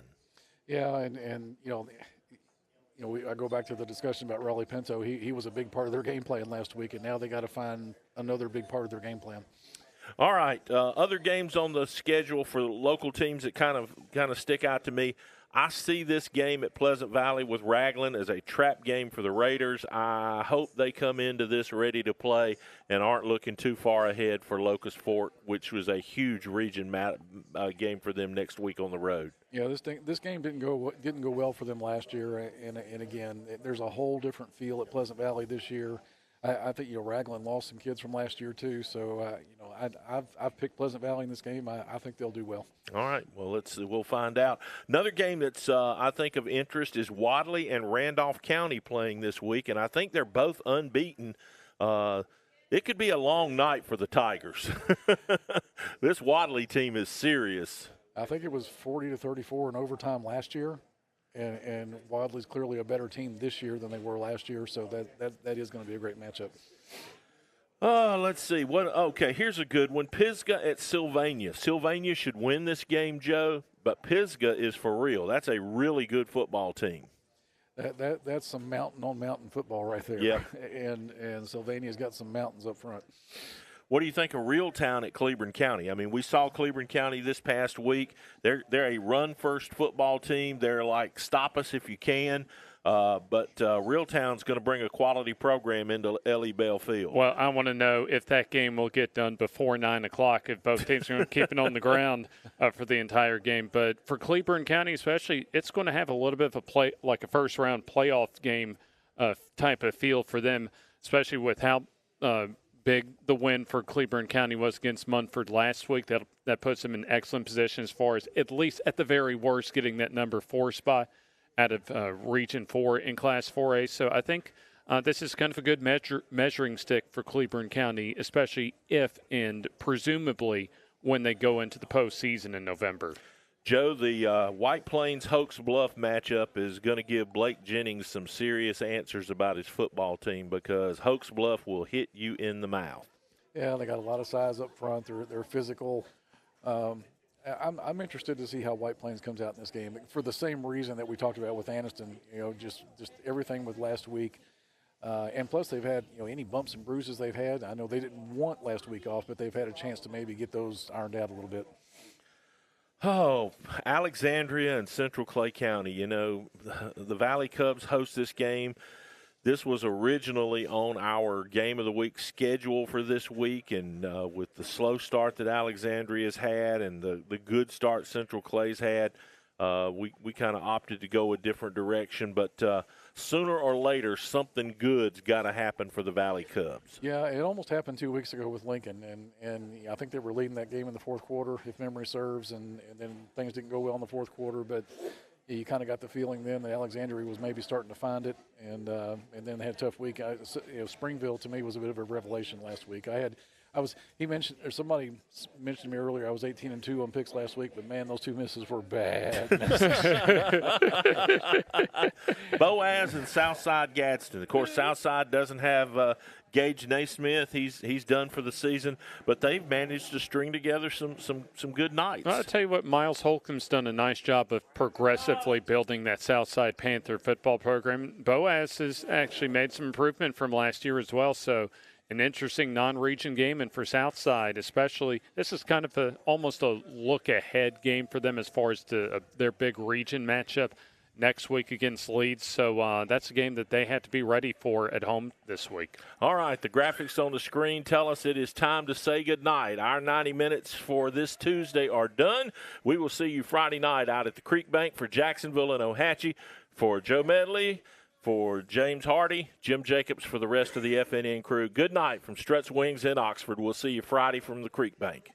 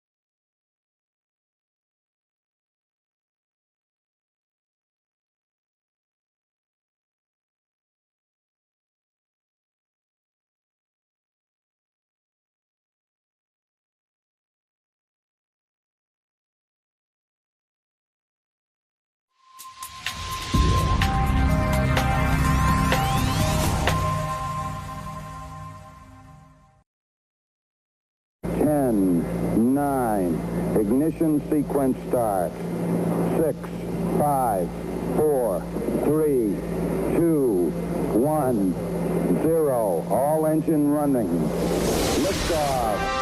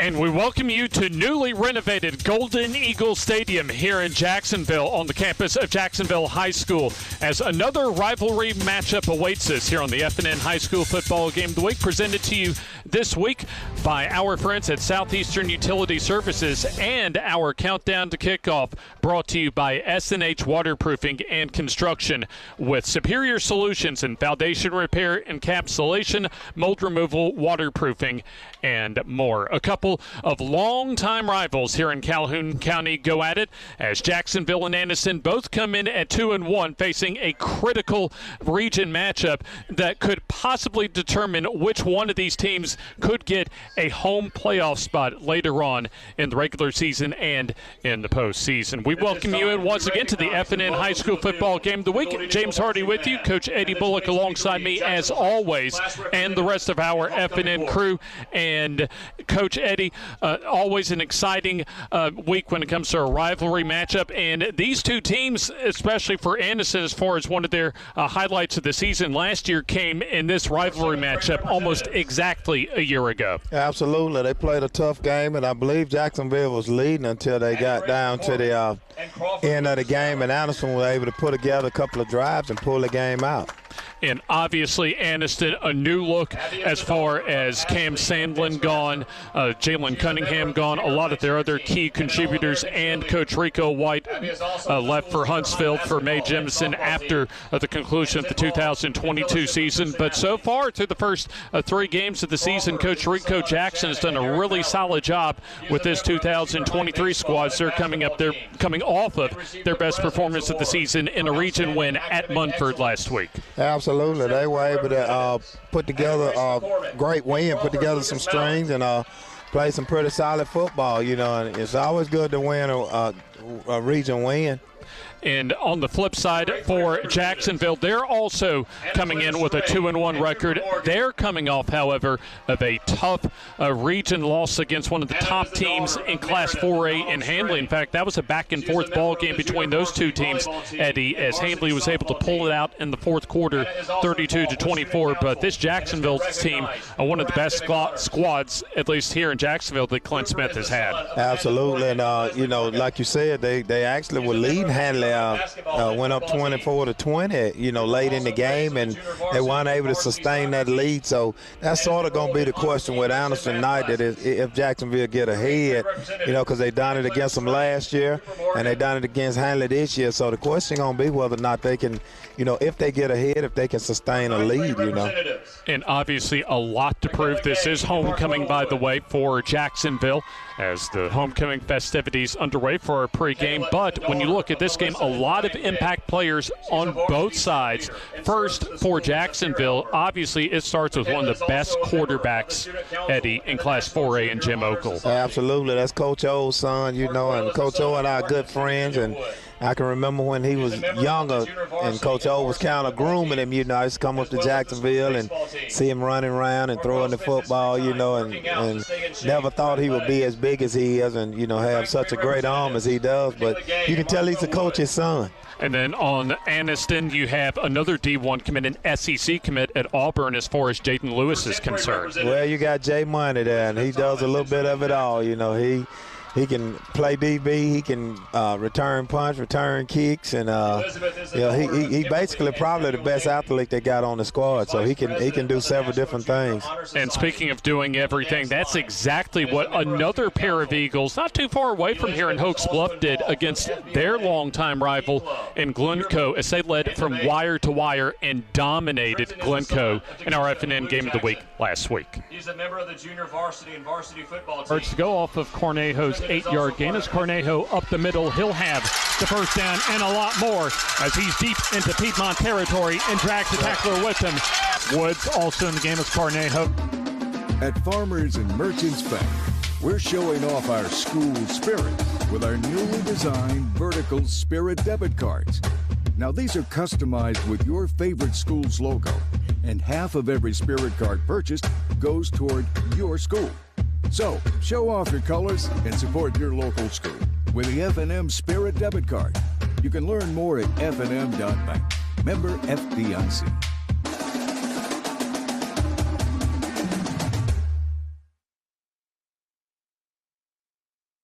It's game day, and from all of us at Bucks Island, from the Loft Tackle Store, from the team in service, from the team in parts, from the sales team, from the Bucks Island family, good luck and go get 'em, boys. Treating our customers the way we want to be treated since 1948. BucksIsland.com or call 1-800-I'm-READY. Let our team help you win on the water.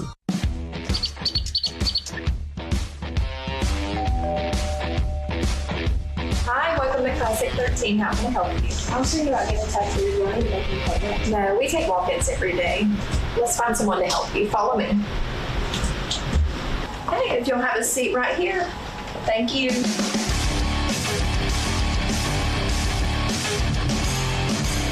Come down to Classic 13, where good tattoos aren't cheap, and cheap tattoos ain't good.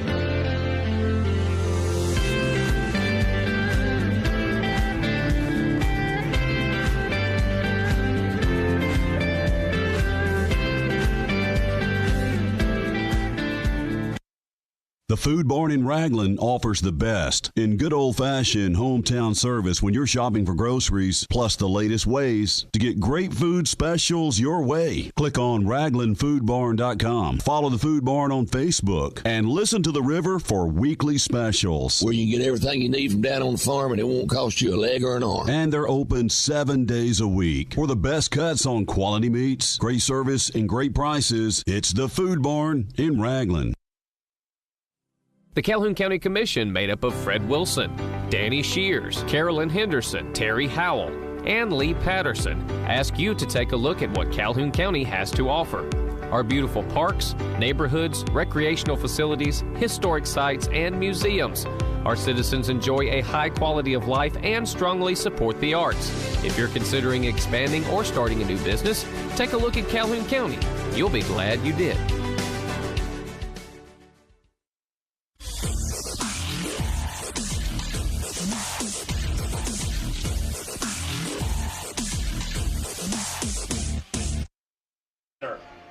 SNH Waterproofing and Construction brings you this week our FNN High School Football Game of the Week from Golden Eagle Stadium on the campus of Jacksonville High School, just a stone's throw away from Jacksonville State University.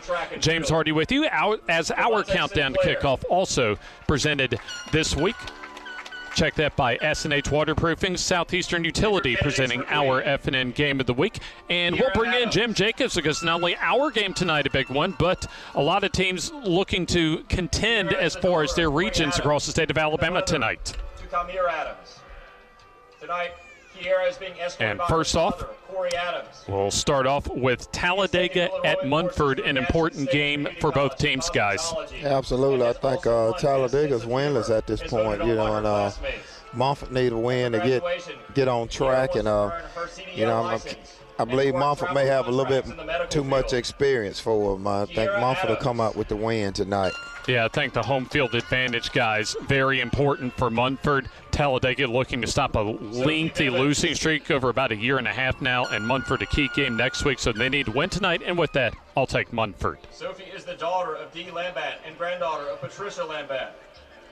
I think we may be having some technical issues with Jim, so let's go ahead to the next game on our big one, and that's Plainview hosting Piedmont, and Piedmont desperate for a win as they've dropped their first 2 games of the season. They're extremely desperate. They've had some tough losses this year.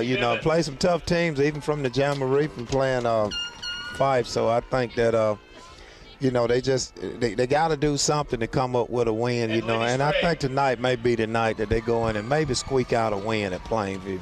Boy, I tell you what, I said this on the coaches show earlier this week, Eddie. Piedmont needs something good to happen. I'm just not sure it's going to be tonight. It's going to be tough, man. It's going to be tough, but I'm kind of leaning toward them. I think they're going to squeak it out. This ought to be a fun game right here. B.B. Comer traveling over to Ranburne, where they, of course, throw down those bubbles from the student section, but they're going to need more than bubbles to take care of those Tigers, aren't they, Eddie? I was about to say that, the bubbles are fun, but, with B.B. Comer, I think once the game starts, I think the fun is going to leave for Ranburne. Yeah, I got to go with the road team in this one. I think B.B. Comer is just the better team. And I think Ranburne will give them a good game, however.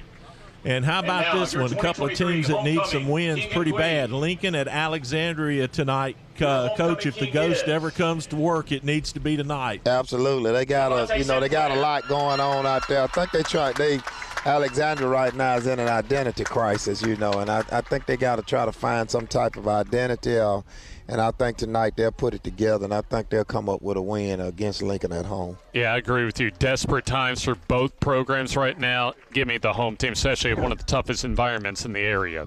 Fun game here. Springville over at Southside Gadsden. Of course, Gadsden out Southside without Gage Naismith. James, Springville's had a pretty good season so far, knocked off Etowah to get things started. What do you think of this one? I think this will be a competitive ball game. I'm interested to see for the second game how Southside responds without Gage Naismith, and I think they do have enough talent, though, at home to get by Springville. I totally agree. I think Southside will pull it out tonight. Boy, this may be the biggest game in our area other than the one we're parked at right now, guys.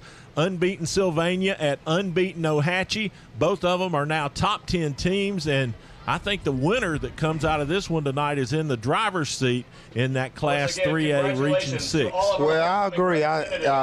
This is so tough to pick tonight, because Ohatchee, they on a drive, and they doing well, and, Sylvania's so good, but, hey, I don't know. I just got an itchy feeling Sylvania may sneak in there and upset Ohatchee at home. I don't think you can call it an upset, Coach. Well, you're right, but, Ohatchee's playing so well, and, Sylvania's good. They're really good, and, again, I'm going with Sylvania on the road. I think there's something special about this Ohatchee team for Coach Chris Findlay, so I'm going to put myself out on a limb and pick Ohatchee at home tonight. Well, I'm out on that limb with you. I like the Tribe to pull I do believe if Ohatchee wins, it's an upset tonight over Sylvania. All right, Boaz at Cleveland County. That's where we'll be next week for the game of the week between the Munford Lions and the Cleveland County Tigers. But tonight, Coach, the pirate ship comes into Heflin. Well, I've been hearing through the grapevine that Cleveland County has gotten a lot better, and I really hadn't got an opportunity to see them, and I'm going to be honest with you, I hadn't researched them that much. I started to do it a little bit, this week, but I hadn't, and, I'm going to have to kind of follow y'all lead on this one. Unless I see different, I think Boaz may go in there and, possibly squeak one out. Yeah, put me down for the pirate ship as well.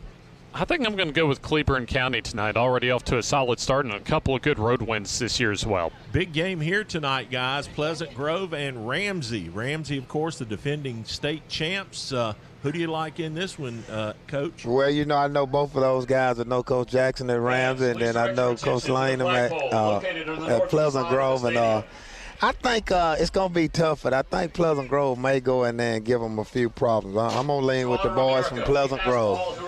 I'm going to go Ramsey to take it at home. Yeah, I like Ramsey as well, and I think it's time for us to pause now for the playing of our national anthem. Plays our national anthem.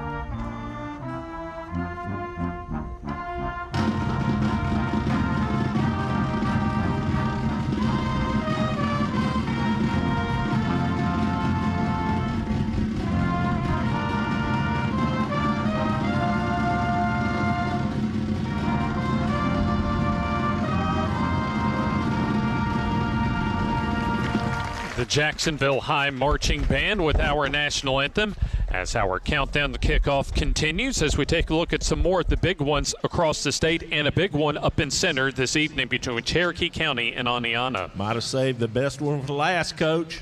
Well, that's what you're talking about. Those I wouldn't quite say crosstown rivalries, but that's going to be a pretty good rivalry. But watching Cherokee County and seeing them on film, I think it's going to be tough for Oneonta to go in there and take something from Cherokee County. So until I'm proven wrong, I'm going with Cherokee County. I could see Oneonta playing with them into the second half, but Cherokee County just physically and the home field advantage too much tonight. Carnejo. There you go, and I'm with you guys too. Until somebody beats them, I'm all the way with Jacob Kelly and the Cherokee County Warriors. Let's take a look at our next big one. As far as our second region week across the state of Alabama, I think actually be our game this evening. Or check that. We've already seen them. We're going to our game. There we go. Anniston and Jacksonville, one of our most exciting games of the season that we saw last year here on the FNN High School Football Game of the Week. Anniston, an 11-1 2022 season that finished in the quarterfinals of the Class 4A playoffs. And then Jacksonville, really thanks to that come-from-behind win by Anniston, finished third in Class 4A Region 4, but had an 8-4 record and made the second round of the Class 4A playoffs. And really this year, Eddie, is one of those opportunities for Jacksonville, if they can get a win tonight, get one of those top 2 spots in the region, maybe to put themselves in position to go further in the postseason. Well, that's what you're looking at. You don't want to look past anybody, but you're talking about the top 3 dogs in the region, which is, Handley, Anniston, and Jacksonville. And, I can tell you a secret. I don't know how much y'all familiar with it, but anytime somebody schedule you for homecoming, that means they think they can win. So that's right. We'll see. Well, I'm going to throw a stat here at both of you that I bet you neither one of you realize, because I know I didn't when I saw it. Do you know in the last 10 meetings between these two teams, Jacksonville has won 9 of them? I did. And that streak ended, of course, last season at Lott Mosby Memorial Stadium. So both teams coming in at 2-1 on the season as we're getting closer to kickoff here from newly renovated Golden Eagle Stadium.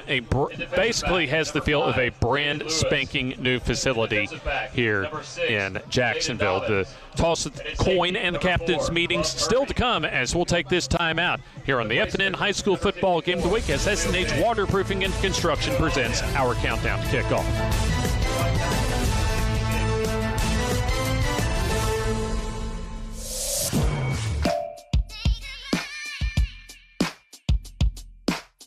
Bama Sheds and Pole Barns, locally and family owned with the best customer service. Custom built to fit your needs with free delivery and setup. Design and price online or stop by and see what we can do for you. Nobody beats our prices and nobody beats our quality. Built in Alabama, made in Alabama. BamaSheds.com. A lot of people always wonder, how does your first-time buyers program work? Hey, I'm here to tell you that we do bad credit, good credit, even no credit at all. I even got down payments as low as $500, even got cards as low as $169 a month. So stop by, let's check it out. Let's see if we can get you approved today. Come by at 411 East Street North, Talladega, Alabama, 35160. Telephone number 205-332-7993. Let's come get you a bill deal. That Joe Biden and Hunter Biden were paid $10 million in bribes. The floodgates are literally open here. Mike Rogers is standing up to crooked Joe Biden in D.C. Mike Rogers is our way of fighting back.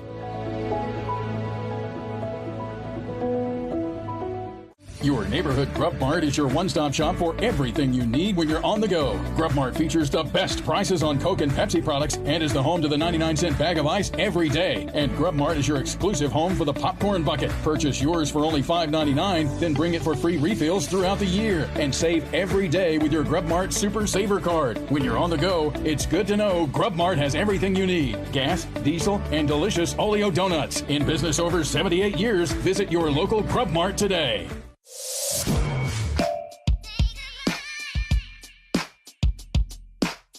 Bama Sheds and Pole Barns, locally and family owned with the best customer service.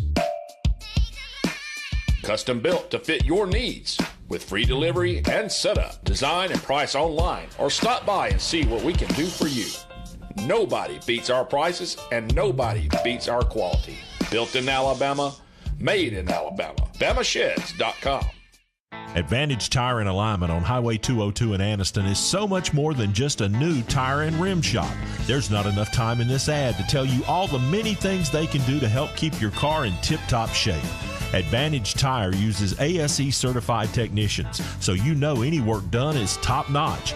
Bottom line, if it needs repaired or replaced, they can probably do the job and save you money. And when it comes time for new or used tires and rims, Advantage Tire and Alignment prices just can't be beat. Stop in and see Bruce and the crew today. Advantage Tire and Alignment.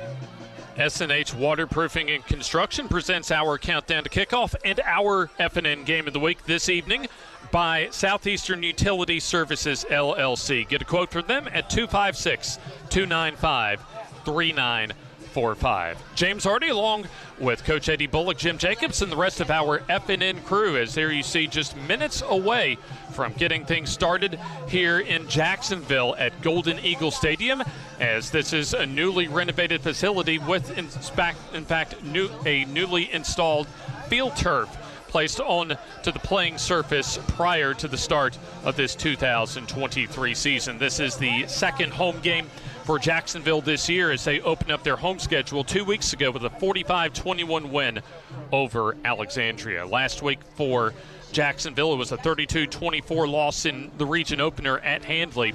And for the Anniston Bulldogs, a 47-14 win at home in their region opener against Munford. We're awaiting our toss of the coin, and already the captains for Anniston out on the field.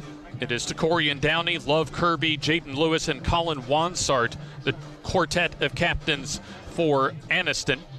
And by the way, our friends at Sparkle Mart presenting our coin toss and captains meeting this evening, as they're located, by the way, at 4022 Bynum Leatherwood Road in Anniston. They carry regular, premium, diesel, and also have C-store restrooms and air pump as far as what they offer at Sparkle Mart. There you see the Anniston captains, and also looks as if the senior class, 12 seniors for Jacksonville. First for the Anniston, captains, as here you number 3, see the Takorian 4 Downey. going out to midfield, led Number by 4, Kedrick Love Fisher Kirby. as well as quarterback Number Jim 5, Ogle. Jaden Lewis. And we'll send it down And to the number field 55, Colin for Wansart. our toss of the coin is also Amori Young and Jacksonville High one of the School, Ryan 1, Mitchell, the Amori linebacker, Young. the other captains. Number 4, Jim Ogle. Number 7, Kedrick Fisher. And number 58, Ryan So we'll Mitchell. keep it up here as there you see the 4 captains for both of the teams this evening. Another rivalry matchup for us this week, as we had our first of a couple in a row of rivalry matchups last week between Glencoe and Hoax Bluff. And there you see your toss of the coin presented by Sparkle Mart. Of course, Anniston is the visiting team getting the call, but it was Jacksonville winning the toss, and they will elect to defer their option until the second half. So we'll see Fisher, Ogle, and the offense for the Golden Eagles take the field later on in the first quarter, as we'll see Gavin Doss, the first-year starter for Anniston, transfer from out of Sachs High School, as he was described in the preseason at the Calhoun County High School Football Media Days by first-year head coach Rico Jackson as very even-keeled, cerebral in nature at the quarterback spot. In my chat with Coach Rico Jackson, Gavin Doss, someone, Eddie, that's really getting settled in as far as just knowing the playbook for the Anniston Bulldogs on offense. Well, that's big when you get a person transferring the senior year. You know, it's a little bit different in college, you know, because, you know, those guys are much more knowledgeable, much more, you know, in the film room and all. But, you know, it's a bigger adjustment coming from one high school to another your senior year. So it's going to be interesting to see how he develops throughout the year. And, of course, we've already mentioned as far as just the overall talent on the Jacksonville side of the ball offensively. One of the top offenses in all of Class 4A is here comes the Jacksonville Golden Eagles making their way onto the playing surface here at Golden Eagle Stadium. Looking to bounce back after a tough region loss last week down in Roanoke, and also across the way at the far sideline, the Anniston Bulldogs make their way out onto Golden Eagle Stadium. So a big game for both of these teams. Also, let's take a look at some of our keys to victory for both of these teams. In fact, Eddie, just kind of give us maybe some of your keys as far as tonight's ball game for both teams. Well, you know, as I mentioned earlier, you know, one of the biggest things is whoever controls the line of scrimmage, someone has established, dominance at the line of scrimmage. And for Anderson, I think they're going to have to limit their penalties. They're going to have to make sure that, you can't make those costly penalties against Jacksonville. And, of course, to me, again, for Jacksonville, we know they can throw the ball. But Anderson has a great secondary, so the key going to be is whether or not they can run the football. Jacksonville going to have to run the football against Anderson. And also, obviously, when you talk about Fisher, Jim Ogle, and the rest of the Jacksonville offense for Anderson, you have to limit their explosive plays as far as Anderson's defense is concerned. Absolutely, and as I said, we know Ogle can throw it, but he's going to have to be able to they're going to have to be able to run the football against Anderson. Anderson in their road white tops along with we'll call it the red bottoms. Kind of that scarlet red, a deeper shade of red for Anderson. And for Jacksonville, they'll be in their navy blue tops and bottoms with the gold numbers and letters and the gold helmets. Southeastern Utility Services presents our FNN Game of the Week. MVP Wings presenting our kickoffs this evening as Jacksonville will kick things off first here this Friday evening. A happy Friday and a happy game day wherever you are watching us from here on the FNN High School Football Game of the Week. John Ducar set to return, and we'll have Jayden Dobbins and Jayden Lewis set to return for Anniston. Also, the first quarter presented by Dustin Merritt for Circuit Court Judge here in Calhoun County, as we're about ready to get this rivalry matchup underway. And this little pooch kick, as it'll be fielded inside the 30 at about the 29-yard line by one of the Anniston upmen, trying to go laterally toward the near side, and he'll be wrapped up and taken down as that's Ja'Cory Carr that took the return for the Anniston Bulldogs. So Anniston will get things started as we'll take our first look at the Congressman Mike Rogers starting lineup. Of course, Congressman Mike Rogers, you're at least Alabama's conservative Republican. Gavin Doss at quarterback, as we'll also see some of Quinn Sykes at the running back spot. And also, we'll see a little more this year as far as on offense of Jayden Lewis, as well as Jayden Dobbins and Decorian Downey and Love Kirby at those receiver spots. Well, you try to keep your best 11 on the field, and those two guys are extremely explosive, so, you want to make sure they're on the field to try to make something happen. It'll be Doss in the shotgun as he'll drop to throw. Pressure breaks down as Doss will take off and run, has some running room to the far side as he gets about 5, maybe 6 yards on first down on the scramble. So good, solid game for Anniston on first down to set up about a 2nd and 4.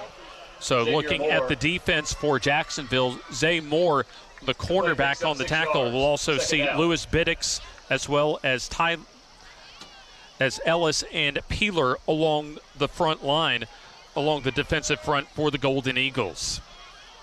Luke Jackson, Charlie Wright, Will Greenwood, and Ryan Mitchell, the linebackers. 2nd down and about 4. And so this will be the carry for Spikes as he'll get minimal yardage, maybe 1, to set up our first 3rd down situation of the evening. Looking at the rest of the Anniston starting lineup offensively, you'll have Jamarco Randolph and Shavonte Bailey as the tackles. James Brown, a newcomer, the senior, as at left guard. Gregory Fegans at right guard, and Andrew Nelson, the junior, as the starting center. And, of course, our starters brought to you, as always, by Congressman Mike Rogers. 3rd down and 3, line to reach the 35 for the first down. As here's the jet sweep handoff, and good job of turning the corner that time for Caleb Wynn for Anniston, as he's able to turn the corner and get our very first down, thanks to David's Appliance, as David's Record Service and Rayburn Automotive on the replay. Job of turning they're not going, if they don't contain the corners on Anderson, they're going to have trouble all night, because Anderson has speed to burn, and those guys, once they get outside, that's exactly what they want to do. And once they get outside, there's not too many going to catch them. Wynn needed 3, and he got 5 for the opening first down of the ball game. So a good start for the Anniston offense as they'll operate from their own 38. Doss to throw, steps up and fires the fade pattern. That was not a bad throw. It's just a little bit overthrown, however, and incomplete. You have to like the aggression that time as far as Rico Jackson and the coaching staff deciding to take a shot that time down the field on first down, Coach. Well, you want to with the speed they have, and actually he had a step on the defender right there, and you have to watch that and be careful because those are one of the big explosive plays that, Anderson can hit, in just a split second and score on. It'll be second down. We'll take a look at some of the rest of the Jacksonville starters on defense here in just a moment. This will be, looks like an offset eye out of the pistol. This will be a fumbled snap that time. A loose ball is a scramble for, and looks as if Jacksonville pounces on it for the first turnover of the game.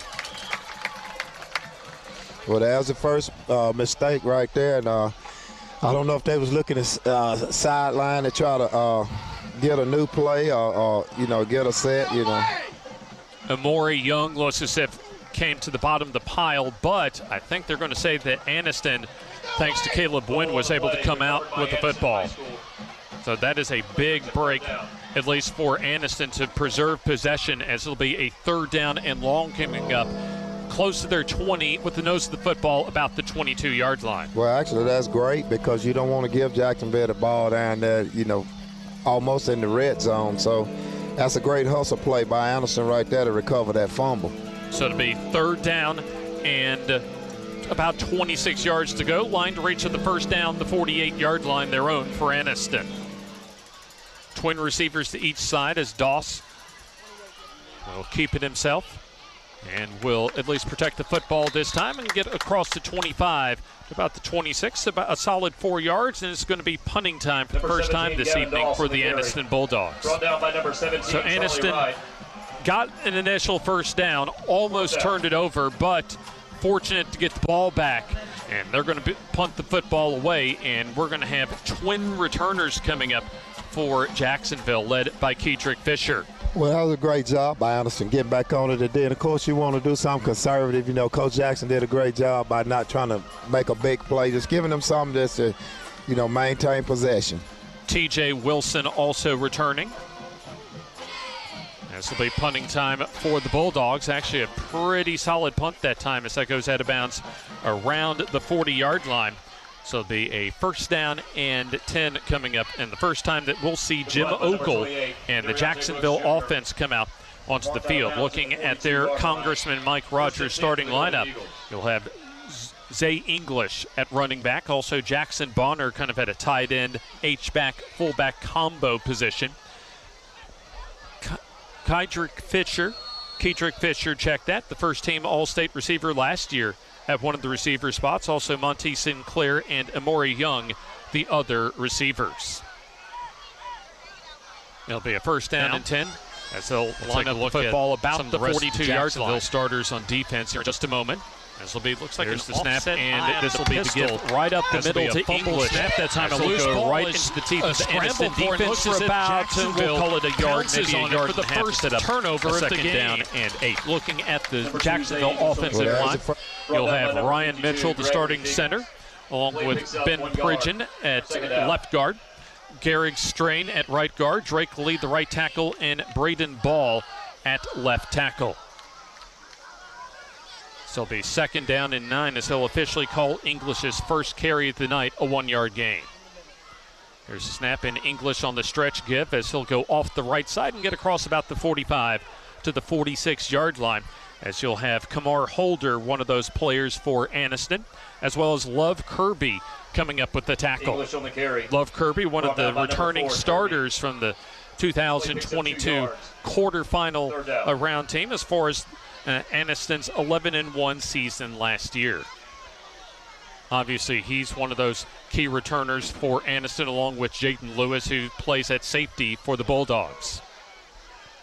Third down and 6. Line to reach for the first down is the Aniston 48 for Jacksonville. Well, this is where the matchup going to come in at, because Aniston has a great secondary, and, Jacksonville has a great quarterback, so it's going to be a Ogle throwing over the middle. That is complete for the first down to Amori Young as he'll get into Aniston territory about the 37-yard line. So that'll advance the sticks for a first down on a gain of 17. Lead to number 1, Emory Young. We'll take a second look at that replay brought to you by Baja California Grill this evening. A big thanks to them located in Jacksonville with Jacksonville's authentic Mexican food. That's just a misdirection, a little drag route by the outside receiver. They take the two inside receivers and clear out and run him underneath, to make that cornerback try to run with him. Ogle to throw. He wants to take a shot down the field. Has a receiver and no flag on the play. And now a late flag thrown from near the Jacksonville bench. Pass attempt for DeMonte Sinclair, incomplete. So, by the way, Jacksonville on that third down conversion getting their first David's Appliance first down conversion of the evening. Well, I think you had a little tug on the jersey right there. As the receiver split the safety and the outside linebacker. I think you had him. Once he got beat, he grabbed his jersey a little bit. Defensive pass interference, 15-yard penalty, first down. There you hear our official indication for pass interference, so that'll be a first down. By the way, our first quarter brought to you by Dustin Merritt, First Circuit Court Judge. Ken Turner, our official, our head referee from the Alabama High School Athletic Association this evening. As that is another, at least first down, presented to you this evening by David's Appliance out of center. And there you see our friends from David's Appliance up at the top left-hand corner of your screen. First down, as this will be English trying to go off the right side as he'll get gobbled up and taken down right along the line of scrimmage, and potentially also for a loss, as it was Quay Elston, the senior defensive tackle with the TFL. Well, Allison is dominating that line right there now. Jacksonville actually can't run the ball, but I'm going to give you a little heads up. You need to watch the backside, because when they run the inside zone, nobody's staying at home, and you're probably going to see Ogle pull it. Going to split out, and you're probably going to see him fake the zone and pull it one time. Ogle will keep it himself off the left side with lots of running room, and he'll get the first down as David's Appliance presents our first downs, the third of this drive for Jacksonville, and a David's Wrecker Service and Rayburn's Automotive Red Zone opportunity, our first for either team this evening. I coached against Coach Smith for quite some time, and I kind of know how he think there, so I could see that play developing. Somebody in the press box probably told him that Anderson is not staying at home. Gain of 12 that time for Jim Ogle, his first carry of the evening. You probably will see it again. They'll set it up, though. So you have English, the lone setback. Also into the game at H-back is Greenwood, as it'll be English getting the call off the left side as you see him churning for yards close to the 5-yard line, as they'll mark him down at the 6-yard line. A big thanks to all of our sponsors this evening. Victory Law, one of our season-long presenters of the FNN High School Football Game of the Week. We're moving quite briskly so far on an absolutely perfect weather evening here in Jacksonville. Almost halfway through the opening quarter as the delay give goes to English up the middle, as a good reaction that time by the Anniston defense as they'll hold him to minimal yardage, about 1 on the play. And looks as if we have a timeout called for on the field. And it looks as if it's our first heat timeout of the evening, and we're going to go ahead and take the timeout with them here on the FNN High School Football Game of the Week. When it's time to build a new custom home or remodel an existing home, call Sound Construction. The Calhoun County Commission, made up of Fred Wilson, Danny Shears, Carolyn Henderson, Terry Howell, and Lee Patterson, ask you to take a look at what Calhoun County has to offer. Our beautiful parks, neighborhoods, recreational facilities, historic sites, and museums. Our citizens enjoy a high quality of life and strongly support the arts. If you're considering expanding or starting a new business, take a look at Calhoun County. You'll be glad you did.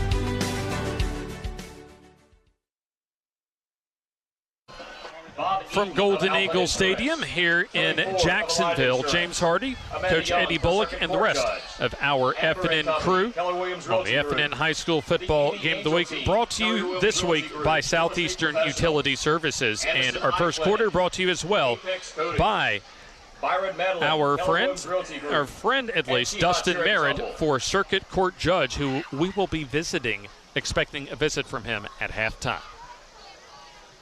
It'll be a 3rd and goal at the 5 awaiting the Jacksonville offense. So this is a big play, especially for Anderson's defense, to try and get off the field without giving up a touchdown, Eddie. Absolutely. If they can hold them to a field goal, that's going to be great. But, I used to teach my defenses back in the day, hey, we keeping them out. They don't score. So they got a couple of guys over there that worked with me when I was there. So I'm pretty sure that that's kind of what they're telling the boys, Slow starts has been really a regular feature so far for Anderson this year. A slow start in their season opener against Walter Welborn, later resulting at least in about a 2-touchdown victory. Also a slow start on the road at Andalusia, eventually leading to a 39-0 loss. And they kind of had a little bit of a slow start as well against Munford before pulling away in the second half last week. Now, I think right here, James, you're probably fixing to see some motion, and you're probably going to see either play action with Olga pulling it, or you're probably going to see a quarterback lead. But they're going to try to get the guys to the weak side. If you notice, they got a double wing at the top. Greenwood, the H-back to the far side. Here's play action. Ogle, plenty of time as he'll reverse field, looking for help as he'll throw toward the end zone. A jump ball, and that is incomplete. Good pressure that time by the Anniston defense, as we'll take a second look thanks to our friends at Baja California Grill.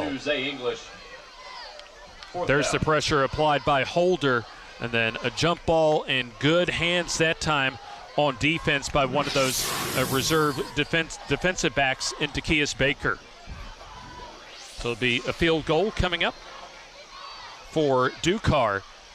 A little chip shot field goal of 22 yards out. That is up, and that is good. So we'll take the timeout as Jacksonville on the board first with a 22-yard field goal. Our FNN High School football game of the week in the first quarter, Jacksonville 3 and Anniston 0.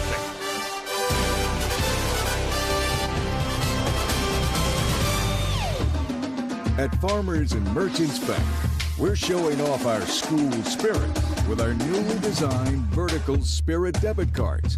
Now, these are customized with your favorite school's logo, and half of every Spirit card purchased goes toward your school.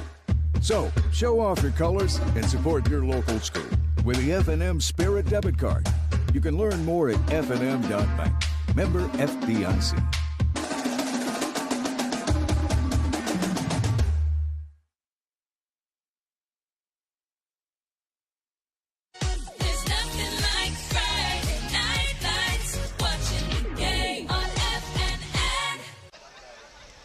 Our FNN High School football game of the week from Golden Eagle Stadium here in Jacksonville. 5.5 minutes exactly left in the first quarter.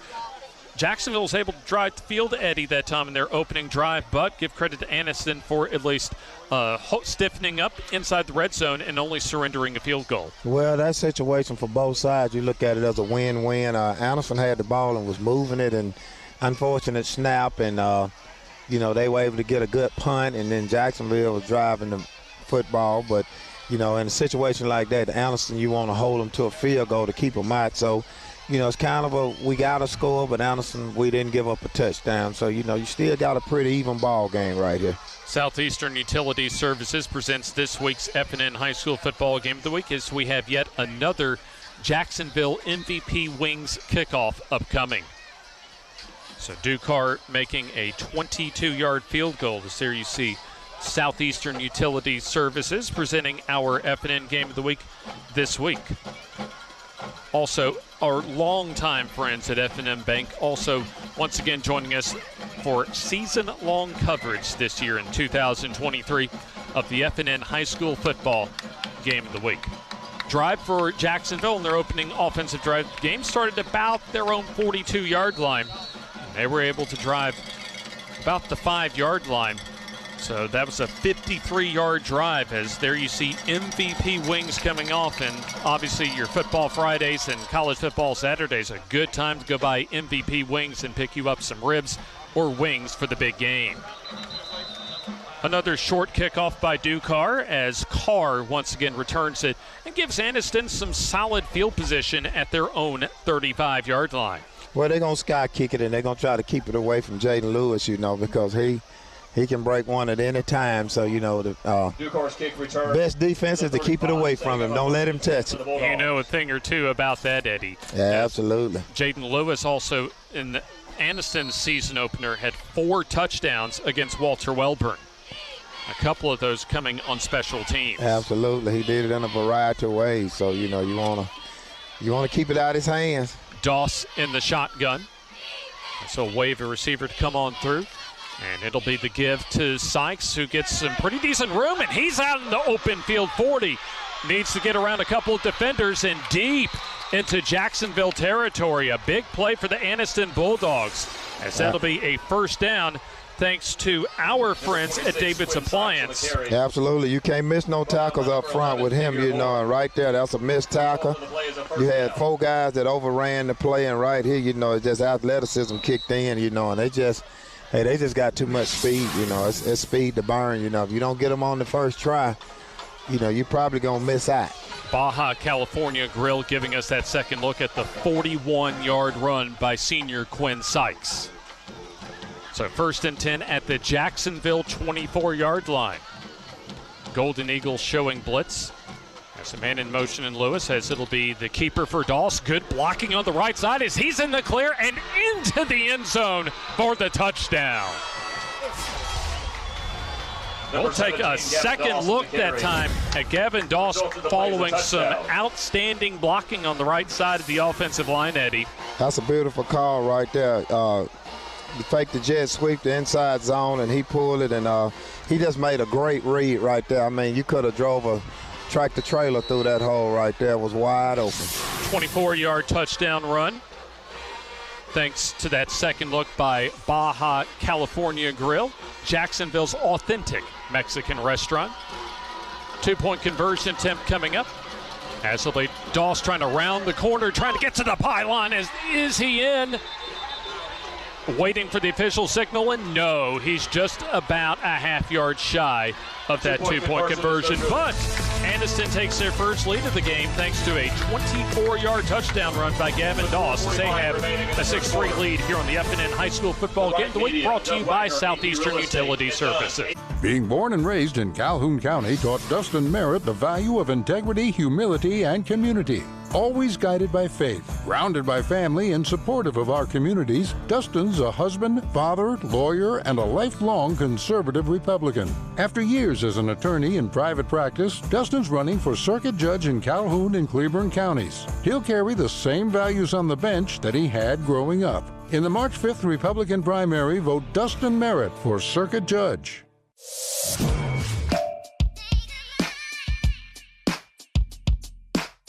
Bama Sheds and Pole Barns. Locally and family owned with the best customer service. Custom built to fit your needs with free delivery and setup. Design and price online or stop by and see what we can do for you. Nobody beats our prices and nobody beats our quality.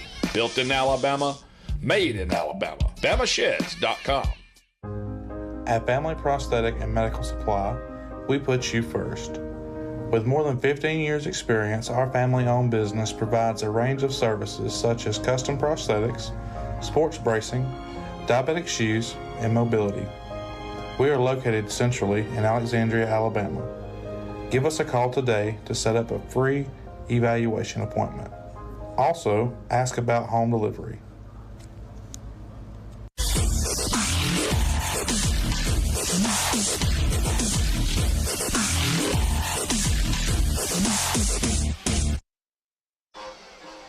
Our FNN Game of the Week brought to you this week by Southeastern Utility Services, as Anniston responds to the Jacksonville chip shot field goal, as they really just blitz right down the field in 3 plays, as you had a 41-yard first down run by Quinn Sykes really to get the drive going, and then right after that, thunder and then lightning after Sykes, provided by Gavin Doss on a 24-yard touchdown run. That's right. Too much speed, man. Anderson just, they get the edges or they get in them gaps. If Jacksonville don't fill those gaps pretty quick, it's going to be a long night. MVP Wings presenting our kickoffs this week. This will be Jaleel Gray for Anniston getting set to kick off. there you see MVP Wings presenting Jaleel Gray's first kickoff of this Friday evening here in Jacksonville. A short little end-over-end kick, kind of a pooch kick as well, as that'll be fielded by a Jacksonville upman just shy of the 40-yard line as Tyshawn Cameron advances across the 40 to about the 43-yard line. Our first quarter brought to you by Dustin Merritt for Circuit Court Judge. Returned by number 3, Tyshawn Cameron. So far, so good. You have to feel for Aniston, especially for Coach Rico Jackson.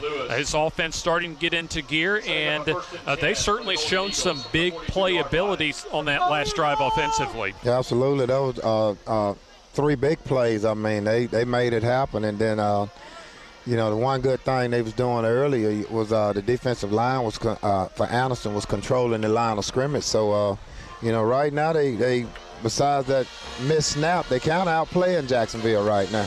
Here's Ogle in the shotgun as he'll roll off the snap and throw the quick out route near side complete, as that'll be caught by Monty Sinclair as he'll advance across the 45 to about the 46-yard line. So just an easy pass that time for Ogle, or really a basic rollout that time, as he gets a solid about 4 or 5 yard gain on first down, Eddie. Yeah, just doing something a little conservative right there, to counter, negate Aniston's beefing on the inside of the line, and I don't think it's that they're so big. They're just so scrappy, It's like they getting in, they very physical up front.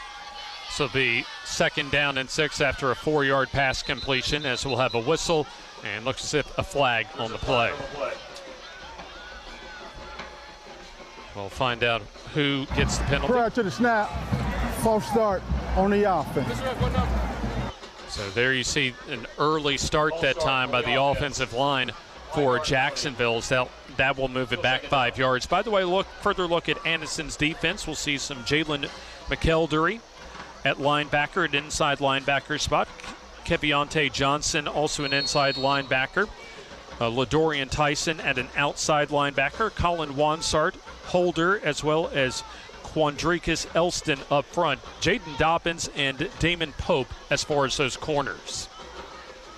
2nd down and 11 from the 41 as the delay give goes to English, as he'll get off a couple tackles and then wrestle down about the 46-yard line, as you had Quandricus Elston, the junior defensive tackle, coming up with the tackle.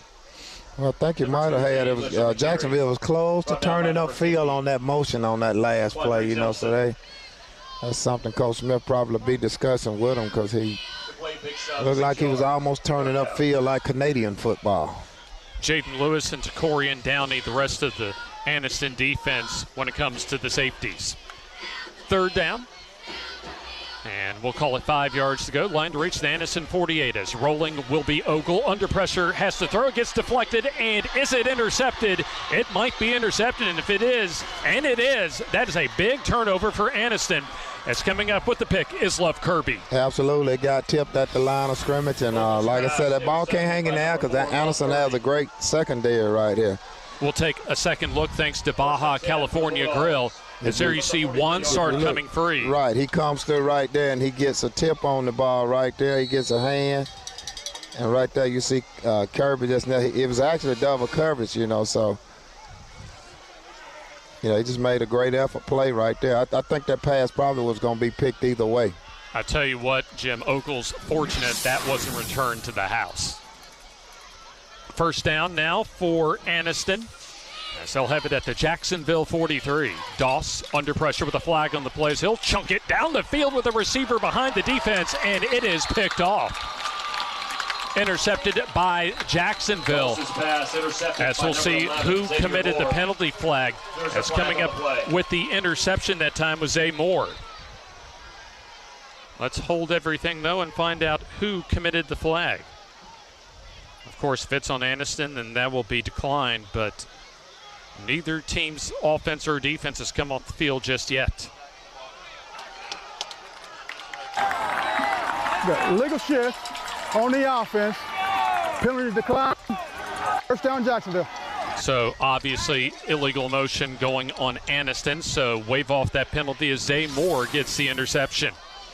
He was in great position. If you look back right here, James, he was in defensive back was in great position, but I'm just afraid if you try to run toe for toe with Anderson, it's not going to be able to do it because that defensive back had a 2-yard step on him, man, and I'll take my chances with 5 or 6 of those and completing 2 of them because they're going for touchdown. Ja'Cory Card, the intended receiver on that Baja California Grill replay. Still in the first quarter, a little under 3 minutes to go here in the first quarter. Brought to you by Dustin Merritt, First Circuit Court Judge. Ogle dropping to throw as he'll roll, flushed out by pressure, and now throws down the middle, and that is complete. So be complete around the first down marker as making the reception will be one of the backup receivers. Actually, Zay English, the running back, checked that on the catch.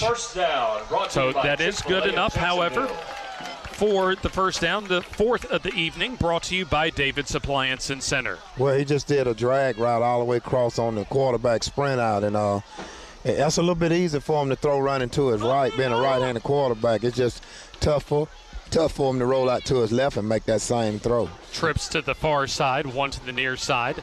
As Ogle, plenty of time, starts to break down as he'll have to be flushed to the far side by Wansart. And now throws into coverage, and that is deflected and almost intercepted. Can't make those plays on Anderson. If that ball hang in the air, those boys going to come up with it, man. They just too much speed. Downey in coverage that time for Aniston, almost coming up with the second interception of this first quarter. There you see Southeastern Utility Services. You can give them a call and get a free quote at 256-295-3945. Our presenting sponsor this evening of the FNN High School Football Game of the Week. So far, Aniston leading 6-3 late in the first quarter. Jacksonville started this drive at their own 11-yard line after a interception by cornerback Zay Moore. English right up the middle as he'll get to about the 27, maybe the 28-yard line. And so he'll still be about 6 yards shy of the first down as we approach that 2-minute mark left in the opening quarter. And right now, James, Jacksonville's best game plan is going to be to try to throw to the check downs, because you're not going to beat them deep too much. You may get one, but you're not going to beat them. They got too much speed, and those guys are